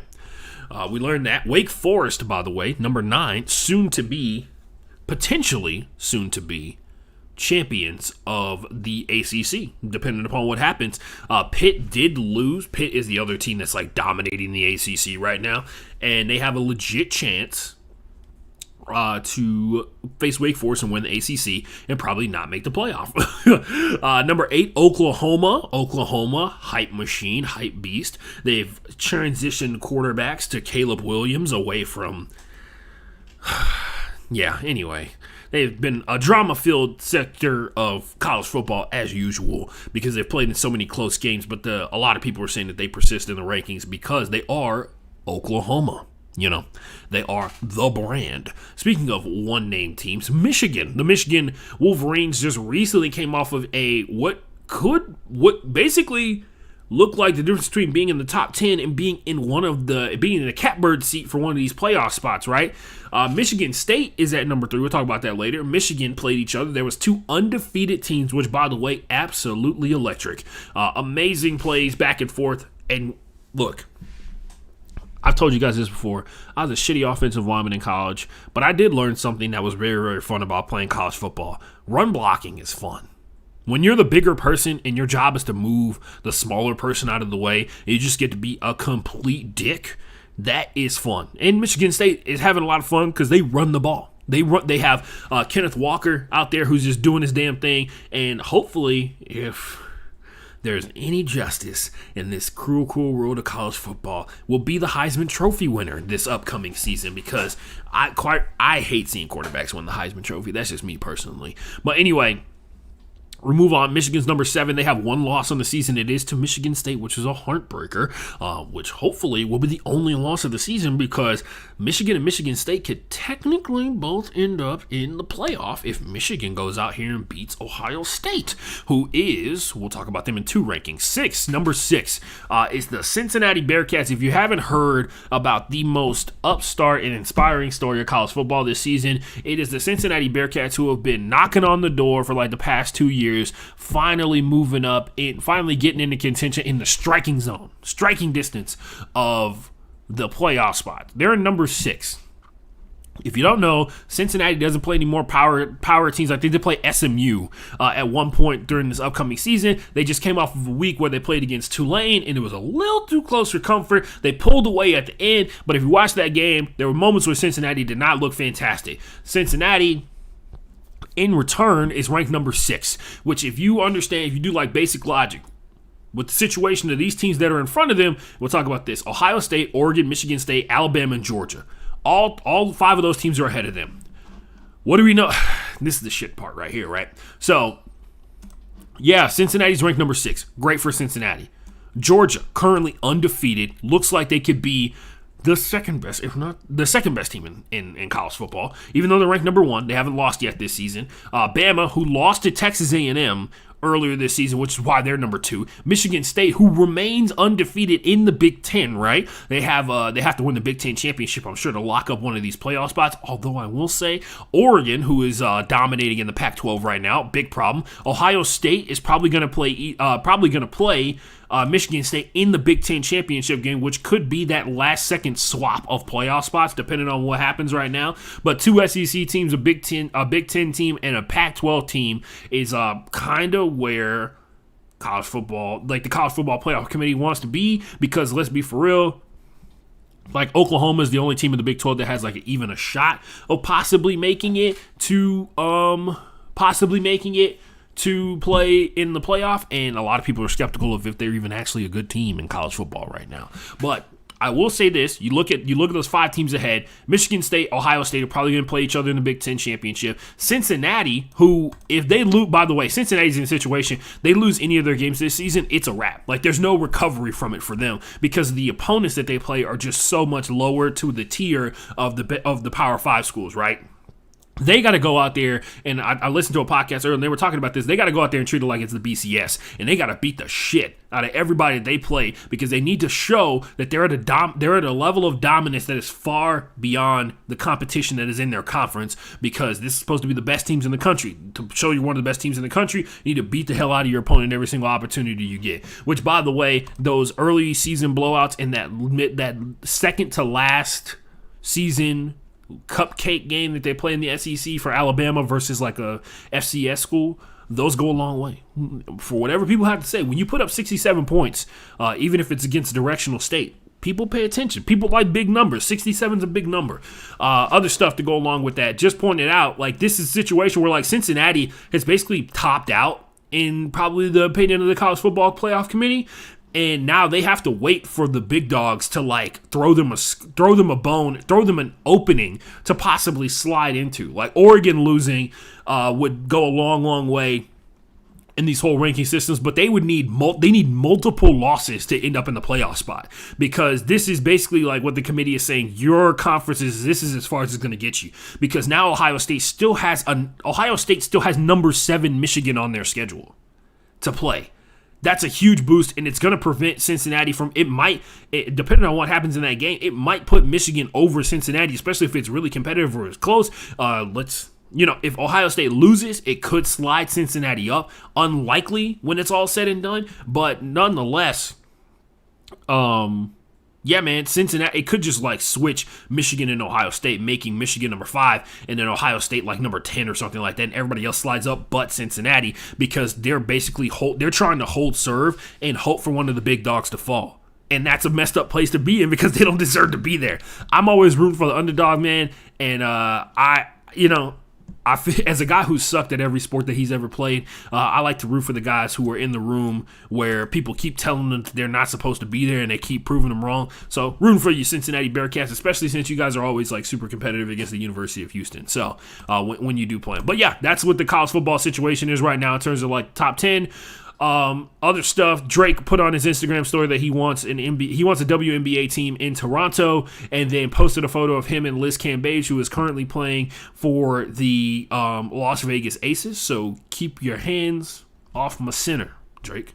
But a lot of people are cracking jokes about like, damn, Drake just went from like, I want to be a WNBA owner to tampering immediately. Like no flex whatsoever. That could be a situation. Also, could be like Drake trying to holler at Liz Cambage, trying to holler at WNBA players in general. Other stuff. Speaking of Liz Cambage, apparently, I didn't know this was like a thing. They were like still adjudicating her situation with the Olympics. If you don't remember, Liz Cambage is Australian. She's the number 2 center in the world behind Brittany Griner in terms of like women's basketball. During a scrimmage versus Nigeria, allegedly there was a fight that broke out and like some screaming and stuff like that. Liz Cambage loses it. They kick her off the team, or she removes herself from the Opals, which is the nickname for the Australian women's basketball team, removes her name from the Opals, and then because of a mental health situation that she had going on, which is understandable because she really got messed up by the bubble situation, as a person who is large, not tall, like Liz Cambage, or a big bitch, like Liz Cambage likes to call herself, because she is like 6'8", and she's not a beanpole, right? She is like an athlete, in shape, got some muscle, got some girth, all that kind of stuff like that. Look up a photo of Liz Cambage. You can see exactly what I'm talking about. By the way, looking up a photo of Liz Cambage makes your day better. I'll tell you that much. That's a freebie, guys and gals and theys. Anyway, Liz is apparently not she's basically getting like a slap on the wrist from the Australian Basketball Committee. They're basically going to give her some punishment that won't affect her ability to compete in any of the Team Australia games, because they know that Liz Cambage is like very important to them winning games and stuff like that. So there's that. Moving on, talking about other basketball stuff. I don't know if you guys heard or not, this article this article from ESPN dropped about Robert Sarver, who is the owner of the Phoenix Suns, the team that just went to the NBA Finals. I can't wait to see if the Suns follow up on their blatantly open threat on the internet to basically usurp every single story that is in this article and counteract it, which apparently Robert Sarver knew all the stories they were going to ask about, because him and his legal team are mentioned multiple times throughout this when asked about certain situations and whether or not they did happen, allegedly. The article details multiple stories where Sarver treats pretty much everyone like shit, allegedly. It's really weird because everybody else remembers all those instances so vividly, except Robert Sarver, who basically either said that I think that person misremembers, a la Roger Clemens, or I don't think that ever happened. I don't recall something like that ever happened. I think this happened instead of that kind of deal. And he had a couple of ones where he basically was just like, yeah, that happened, but like, I don't think it sounds as bad as the way y'all wrote it. Because I will give him credit. Sometimes things written down contextually and sometimes when things are written down in a sequence of order that they happen, they come off way worse than the actual situation. Like they had one instance where I think it's like Blake Griffin's other brother, not the one that played with him in Oklahoma, but I guess his younger brother or something like that, was playing for the Suns, and he was lifting because apparently he has like a bodybuilding background, and Robert Sarver comes into the weight room or something like that. He notices that his legs are like completely smooth. He asked him like, hey man, he's like, hey man, do you shave your legs? Which, you know, it's like a reasonable question to ask. Like you see like a guy who's like an NBA player and stuff like that, and his legs are completely smooth. You're just like, hey, like what's the deal? Like I get asked do I shave my legs all the time because like my hair is like so like not noticeable on my body. Anyway, he asked that situation, not my leg hair, not my regular hair. Obviously my actual hair is very noticeable, but my leg hair is like very thin. Anyway, he asked him, do you shave your legs or whatever? And the guy was like, yeah, I do. And then he asked him, do you shave your balls? Do you see how that could possibly be like, how that could be like, if it's written down, sounds like really outlandish, but also like if you're a dude, one, I don't think that just, I think he was trying to do like, hey, we're both macho men, you know, do you shave your balls as well? Because I have a sponsorship with Manscaped I'd like to get you hooked up with, which by the way, he tried to pull the whole like, I did certain things for the betterment of our business multiple times. Like he had one instance where he talked about, this is one of the misogynistic instances. One of the ladies who were working with the Suns, and he asked them like, yo, why are you guys always crying? Which, by the way, maybe we need to do a little introspection. If you see the female employees at your job constantly crying, my guy, allegedly. Anyway, he asked, why are you guys always crying? You need to be tougher like the ladies who work in my bank that I own. And he basically sets up a dinner or like a lunch so that the women from his basketball team organization can meet up with the ladies who work at the bank that he owns to talk about like toughness and like not crying, because there's no crying in basketball, guys. Remember that? Anyway. Ever since people said there's not crying in sports, or like not crying in basketball, not crying in football, been a lot of people who've been like crying on courts and stuff like that. Nobody ever brings up that moment where ESPN did that one time where they're like, emotions are for weakness. Anyway, but yeah, like I said, Robert Sarver has multiple instances where he comes off like a complete and utter asshole, and there's other instances where he comes off like a racist. So we will talk about those alleged instances right now, and I keep saying alleged because I honestly don't have the money to get sued by Robert Sarver, right? Like I barely have money to make this podcast happen, right? He demanded his interim head coach fire his agent, Rich Paul, Rich Paul, super agent of LeBron James and possibly now overlord of the NBA with the number of players that are on it, the number of players and the caliber of player that are on his roster, right? For Clutch Sports. He told them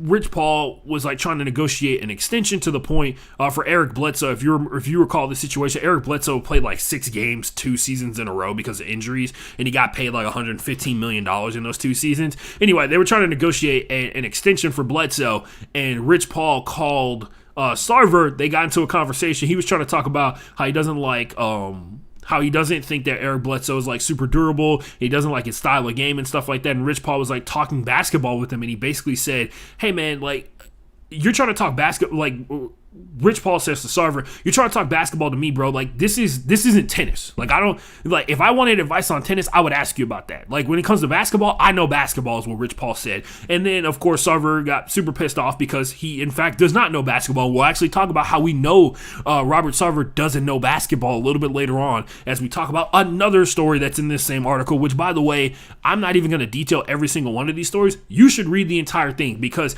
every story somehow gets worse. Oh, and by the way, the cherry on top is at the end, and I feel like a lot of people weren't talking about it yesterday. Anyway, he demanded that his interim coach at the time for the Phoenix Suns was also represented by Rich Paul. He demanded that he fire Rich Paul as his agent because he said, Sarver at the time said he felt like it was a conflict of interest for his interim head coach, now head coach, to be represented by the same agent that one of his players on his roster is represented by, and he thought that was a conflict of interest, which, by the way, not for Robert Sarver to determine because there literally is an entire league organization that is in charge of determining what the conflict of interests are within the realm of the sport, because guess what? Like Billy Sexton, who is like the number 1 college football guy on the planet, he has constant conflict of interest because he represents like offensive coordinators. He represents coaches that play each other pretty much every other fucking weekend on Saturday, right? Conflict of interest, one might say. But the real cherry on top of that whole situation where he requested, he didn't request, he told him he needed to fire Rich Paul, right? Because one, he doesn't have that kind of power to tell somebody what they need to do business-wise, decision-wise, or whatever. Then followed it up. Well, he didn't follow it up. The real kicker on this whole situation, he demanded, because now all of a sudden it's a conflict of interest, because prior to the interim coach being the interim coach, Rich Paul negotiated the contract. Prior to the interim coach becoming the head coach of the Phoenix Suns, Rich Paul negotiated the contract, and Eric Bledsoe was on the roster both of those times. All of a sudden now it's a conflict of interest after Rich Paul hurt his little feelings, allegedly.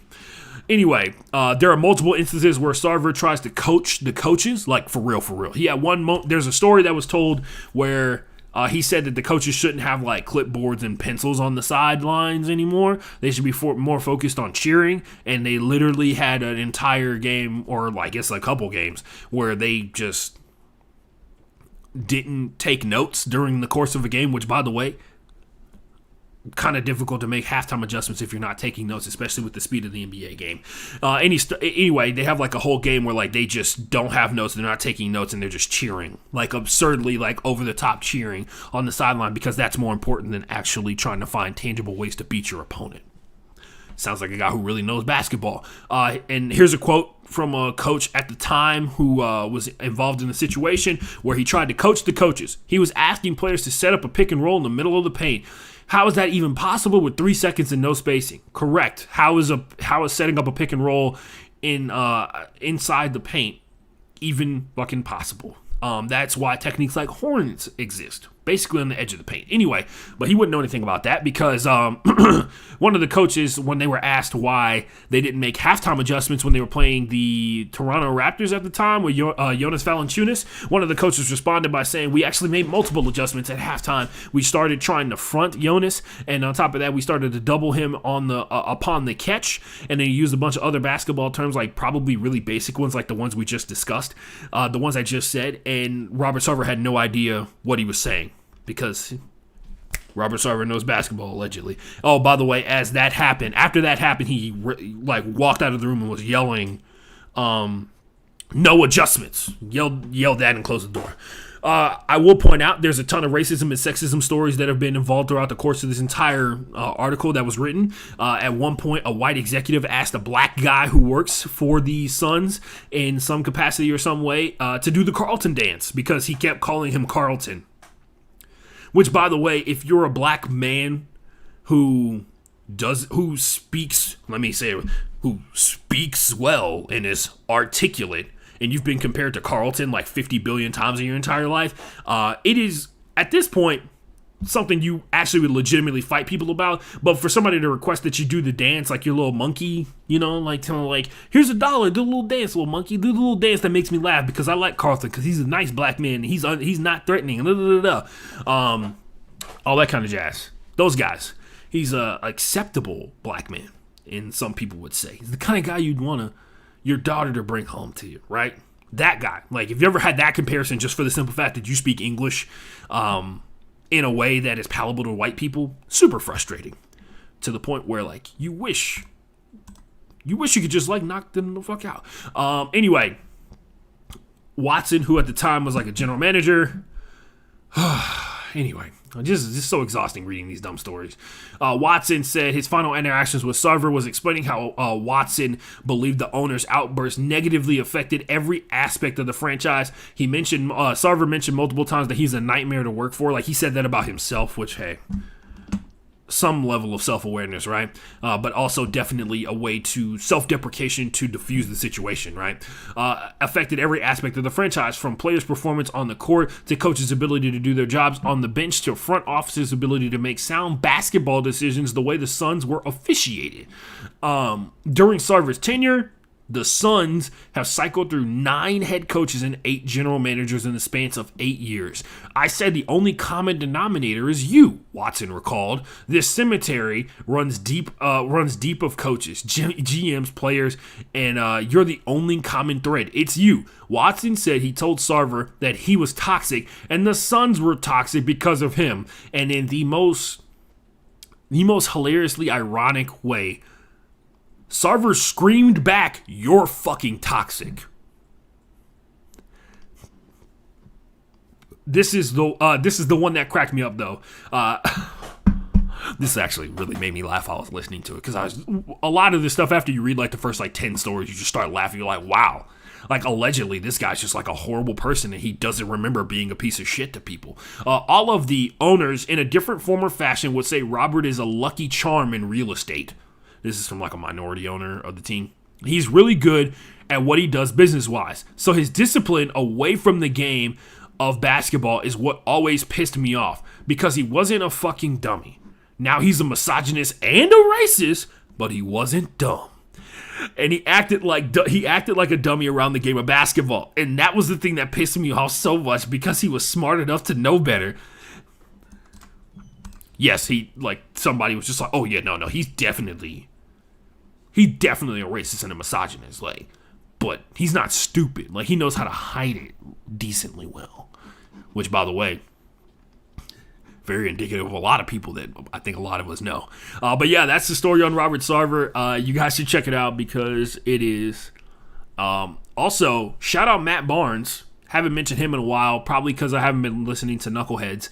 Not Knuckleheads. I haven't been listening to their podcast, All the Smoke. But shout out Matt Barnes. He has been talking about Robert Sarver being an ass for about 5 years. Every year, every time you bring up the Suns, I'm actually going to go back and listen to All the Smoke just to hear what Matt Barnes has to say after this article came out. Because he's been saying that Sarver is an ass for years. He's literally been like, he's a bad person for years. And all of this adds up, allegedly. Anyway, other stuff in the NBA. Cade Cunningham, the number 1 pick in the NBA draft, made his debut earlier this week. He has played 3 games so far. He is 1 for 21 from 3, and he's shooting 17% overall. Turns out playing in the NBA is hard. That's all I got. Moving on, we're going to break down some NFL games here. We're not going to talk about Thursday Night Football. We're going to talk about that next week when we do the NFL-only episode. We'll break down what happened. Absolutely insane. Did not know Josh Johnson was still in the league. Shout out to him for going out there and doing the thing. Also, watch yourself, Jets. You almost blew something for me. You know what I mean? You almost blew it away. You guys know what I'm talking about. You almost blew the line. Sunday, we got all these 1 p.m. games here. We'll take these are predictions from the top. Falcons at Saints. Trevor Siemian has been named the starter for the Saints, by the way. My bad. I should probably be checking these chats to make sure nobody's writing anything in. We're good. Nobody ever wants to hang out with me when I talk sports, guys. I'm just kidding. But yeah, Sunday stuff. Falcons at Saints. Trevor Siemian will start. Remember, Trevor Siemian saved the day for the Saints versus the Tampa Bay Buccaneers after he outdueled one Tom Brady, strangely enough, to go out there and get the dub versus the Buccaneers. And now they got another NFC North opponent here. I will say this game should get wild as fuck because Matt Ryan, better quarterback than Trevor Siemian. Falcons offense. By the way, shout out to Calvin Ridley for having the courage to step away from the game to take care of himself. That's a tough decision to make. So the assessment here, the Falcons defense has been slowly, progressively getting a lot better. Do I think that Trevor Siemian is going to be able to go out there and replicate what he did against the Buccaneers? I do not, mainly because I still have many questions about the Tampa Bay Buccaneers' defensive ability across the board, so I'm going to actually go with the Falcons on the upset here. Even though the Falcons they almost let me down. By the way, I was correct. I picked the Dolphins, and that was when, whatever. Never mind. Last week I was right. The Falcons totally screwed me over. The one week I picked them to go out here and win. I think the Falcons can take care of Trevor Siemian. At the very least, this game should go back and forth a lot. Defensively, though, this should be interesting. You know what? Damn it. Oh, by the way, Michael Thomas is out for the season. Wild, right? Out for the entire season. Man. Because I'm sitting here thinking about, Marcus Lattimore lining up against Russell Gage. Who is going to get the ball then? It seems like Kyle Pitts has been having a rough go of it, not been super consistent or anything like that. And the Saints defense overall, you know what? I'm going to have faith in the better defense. I'll go with the Saints to win. I changed my mind mid-pick. I had notes written down and everything. I'm just going to go with the Saints because I believe in better defenses. Broncos at Cowboys. I'm going to go with the Cowboys. I believe that the Cowboys, one Dak is starting. Also, he's practiced every day this week. I fervently believe that the Cowboys have the ability to sustain their offense a lot longer than the Broncos have. If you recall, like we talked about last week with that hilarious end to the Broncos game when they played against the Washington football team where there was a minute 30 left and they went, let's see how it goes. They get the ball, they run the ball, fumbled it away, recover the fumble, pass the ball on an RPO from Teddy Bridgewater. He has to run out of the pocket, throws it, incomplete pass, stops the clock with 33 seconds left on it. They run the ball again with Melvin Gordon. Melvin Gordon fumbles the ball, and Washington recovers. And then Taylor Heineke just kind of throws it deep down the field 3 different times with nobody actually getting open. He had one drop pass that would have been a first down. And that they would almost blew that game away. I'll take the Cowboys in this one just because they're the better overall team. And now that Dak is back, they're going to be a lot more efficient as a team as well. Why did it say Panthers at Panthers? Oh, wow. That's weird because that means that's on the ticker. Let me check with the Carolina Panthers. I copied and pasted this from a website, from a CBS article.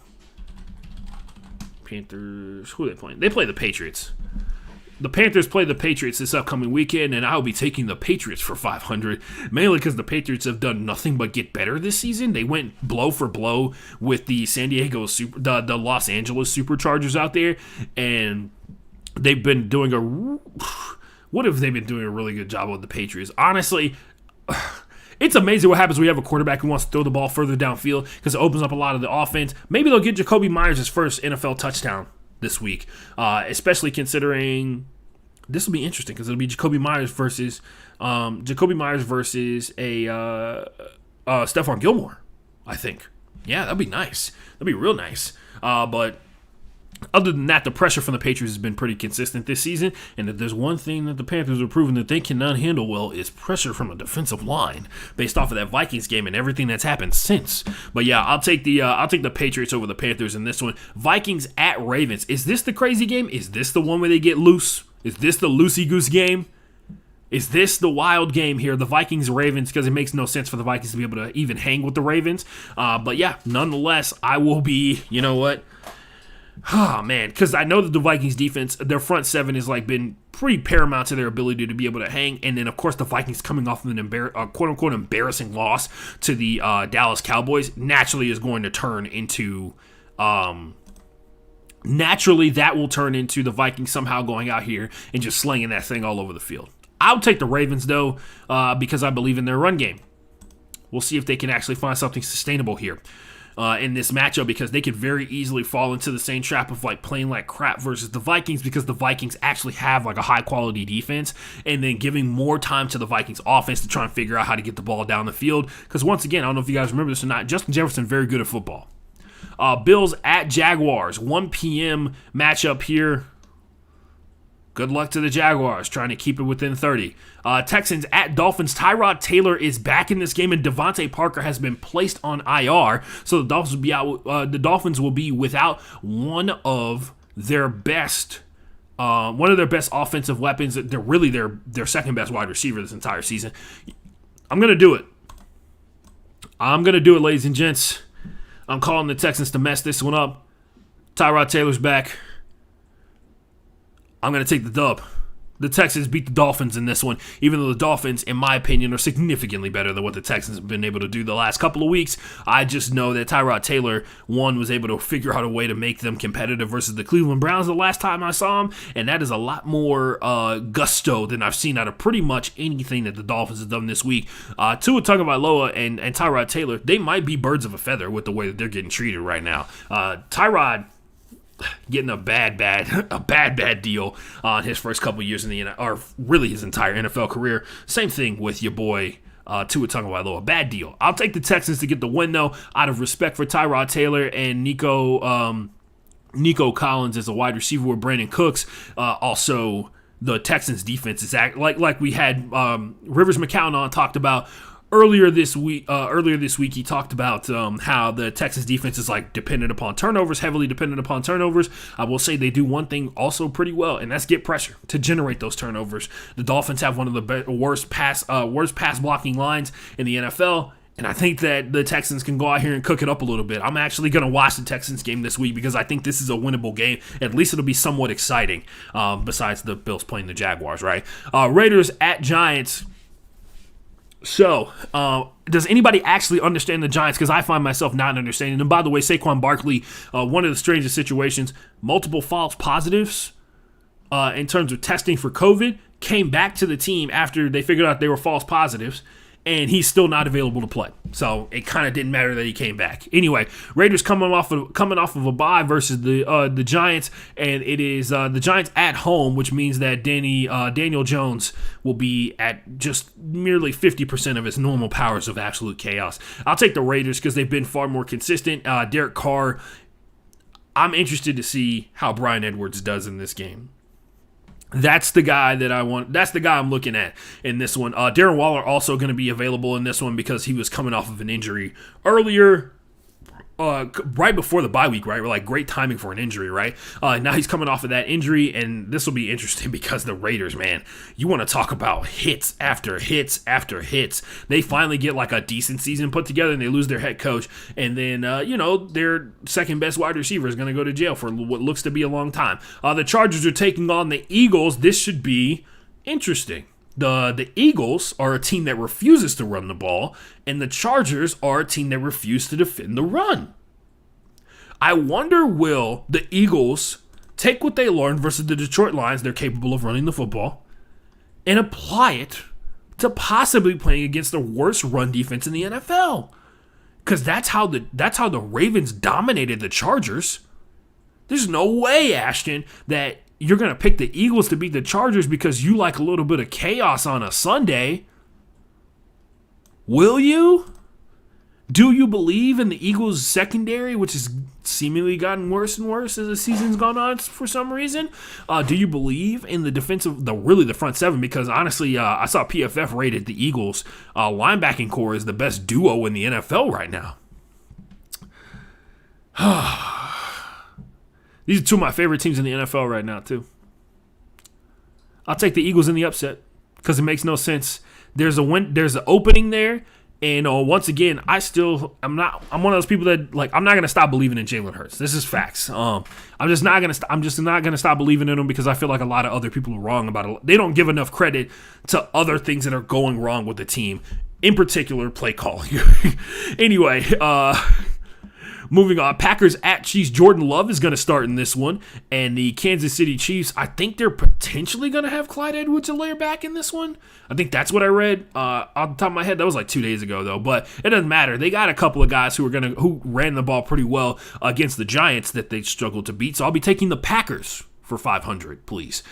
This should be a decent matchup. This is going to be a really good test for a Packers defense that has been very suspect at multiple times this year, but came up huge on a Thursday Night Football game when they were heavily injured versus the second best offense in the NFL behind the Bills. So I feel like the Packers should be able to go out here and get this one because the little glimpse we got of Jordan Love, boy, might have some juice in that arm.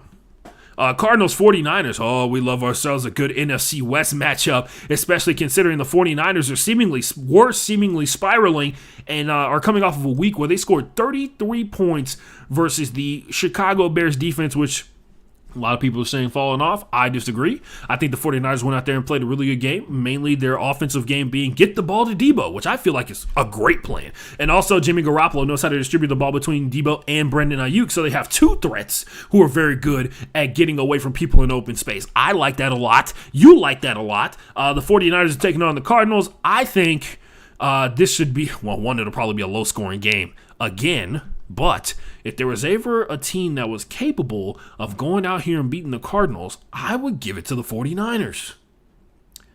I'm calling the upset. I'll take another one. Sign me up for another one. I've taken a backup quarterback to beat the Chiefs, and I'll take the 49ers out here structure-wise. One, because I have that much faith in their defense, and I'll be interested to see what the adjustments are because honestly, the Cardinals are a team that, and I learned this last week or 2 weeks ago. I learned this relatively within the last 2 weeks. The Cardinals run an offense that allows their wide receivers to adjust their routes based off of what they see defensively, and I get it. That's like, oh, Ashton, that's like a really basic concept. I totally get that, but it's not for every single wide receiver. We're talking about like an entire play that can technically be improvised based off of the read that teams are seeing, which, by the way, is the exact opposite of what's going on with the Cleveland Browns, right? Like, the struggles that we saw with the Browns were Odell Beckham Jr. struggling to get on the same page as Baker Mayfield because they have similar routes. Odell Beckham Jr. is a good enough wide receiver. Baker Mayfield's a good enough quarterback to be able to read the defenses and know which way each one of the routes is going to go, which is why you saw that interception where Baker Mayfield threw it to the outside and Odell Beckham Jr. broke his route off to the inside of his defensive back and all that kind of stuff like that. But yeah, that's the opposite of what the Cardinals do. They actually are in sync with each other. So, aren't the Browns higher up on here? I thought I wrote their names on here. Oh, I did. I skipped the game by accident. My bad. Browns versus Bengals. This one should be some drama. Mainly because Odell Beckham Jr. has been released, and now he has cleared waivers. Sorry, that's people asking if I'm at the place where I was supposed to be 30 minutes ago.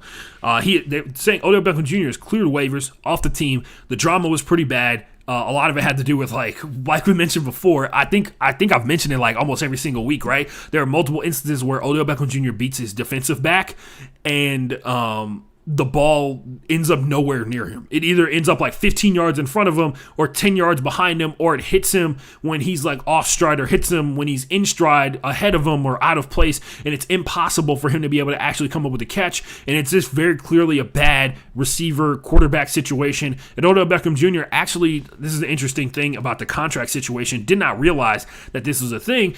He has a whole deal where he can transfer his remaining salary into a signing bonus, and it makes him and makes his salary for that year the vet minimum. So whoever signs him, I think only has to pay him like $1.1 million. I think that's the vet min, right? Or is that the rookie min? Anyway, vet min is like whatever the vet minimum is. That's what you would have to pay Odell Beckham Jr. And he's going to get a bunch of money once they transfer the rest of it into a signing bonus. And he gets to keep that scot-free. That's a clutch move, especially for a situation like this where you just want to get rid of the guy and you don't want to have to deal with him anymore. You don't want to have to pay him like later on. You don't want to have to end up paying him next year, and paying the rest of his salary like the Broncos are having to do with Von Miller. But yeah, the Browns at the Bengals. This one should be an interesting matchup. The Browns are seemingly going to be 100% healthy in this one. I am actually going to take the Browns because despite all the chaos that's going on around them and everything that's falling apart seemingly, I think that they're still a high-quality football team, and they're also not going up against the best defense in the NFL. I cannot wait to see this matchup between Jamar Chase and the Cleveland Browns secondary, depending upon who the situation. I mean, is it Greg Newsome the third? Who knows? I think the Browns can go out here and win this one, mainly because they have a ton of talent. And Kevin Stefanski, at one point during the season, was pushing all the right buttons. And whatever you have to say about Baker Mayfield, Kevin Stefanski has made adjustments throughout the course of the season to help them make plays. He's put them in a position to be able to succeed, and I have to imagine he's going to try and do that again here against the Bengals, and hopefully something comes out of it. I know Jarvis has been hurt, and is coming off IR, and he's still kind of, but I have faith that the Browns' talent is going to win out in this one, and the surprising fact is that I believe the Browns have more talent than the Bengals, who both, quite honestly, are playoff caliber teams. Like all four teams in the AFC North to a certain degree, right? I would say the Steelers are like a wild card two caliber team. Anyway, other stuff. Moving on, Titans versus Rams. This is the Tennessee Titans going up against the LA Rams without Derrick Henry, and I cannot wait. Jalen Ramsey's about to have a field day. You think Jalen Ramsey can defend both Julio Jones and A.J. Brown at the same time? Does he get the pick? Because it doesn't matter what side they run him to, right? I would imagine they're going to put him on A.J. Brown. A.J. runs a wider variety of routes, but I'll take the Rams, obviously, in this one. The Rams are one of the most complete teams in the NFL, and I have a strange feeling they're not going to be able to randomly generate turnovers versus the Rams this week, the Titans' defense. So it's going to come down to who's going to be able to get pressure, and guess what? The Rams are really good at pass blocking. I can't wait to see this one. This is going to probably be it's Sunday Night Football for a reason, and hopefully it's the best game of the entire week because it's two of the best quarterbacks in the NFL and two of the most interesting situations overall. It could very easily turn into a blowout, though. Monday, November, this is Monday Night Football, Bears at Steelers. Oh, boy. Barn burner here. Over-under has to be like 10, right? Over-under in this game has to be like 10. Give me the Steelers. Give me the Steelers. Give me the Steelers. Mainly because I have the utmost faith that their defense is going to probably hold the Bears to like 7 points. I kid you not. They could pull a shutout on Monday Night Football. Like, I'm not even joking. That's a very real possibility for what the Steelers are dealing with here defensively and what the Bears are trying to sling out there on offense. You can talk about how good of a scrambler that Justin Fields is. He did that against the San Francisco 49ers. That's fantastic. I think the Steelers are a step ahead and above what the Bears are, what the 49ers are doing on defense. I will point out the important thing here is to definitely emphasize the fact, how do I phrase this properly? Emphasize the fact that the Steelers just basically, they're in a situation now where if they don't turn the ball over, you can't really beat them. And I think that that's something very important to notice. If they don't turn the ball over, you can't beat them. And I think that's what is going to happen here. It's going to be a struggle for the Bears defense, especially considering they're probably going to be down pretty early in this one. Shout out Najee Harris and his knees for holding up this long throughout the course of the season because they have been running him into the ground this year. And on that note, ladies and gentlemen, I got places to be. You got things to do. I got people to see. We are out of here. I'm already 45 minutes late from where I'm supposed. No, 36 minutes late. Not too bad. I'm going to be 45 minutes late. Anyway, see you guys later. Don't forget, wash your hands, wash your whole body, wash your ass. Keep yourself clean. Drink some water. Have a great weekend. Hit me up on Twitter, FB_Playbook, and check out the show afterwards on Spotify, Apple Podcasts, all those good podcast places. I'm out. Go home, Roger.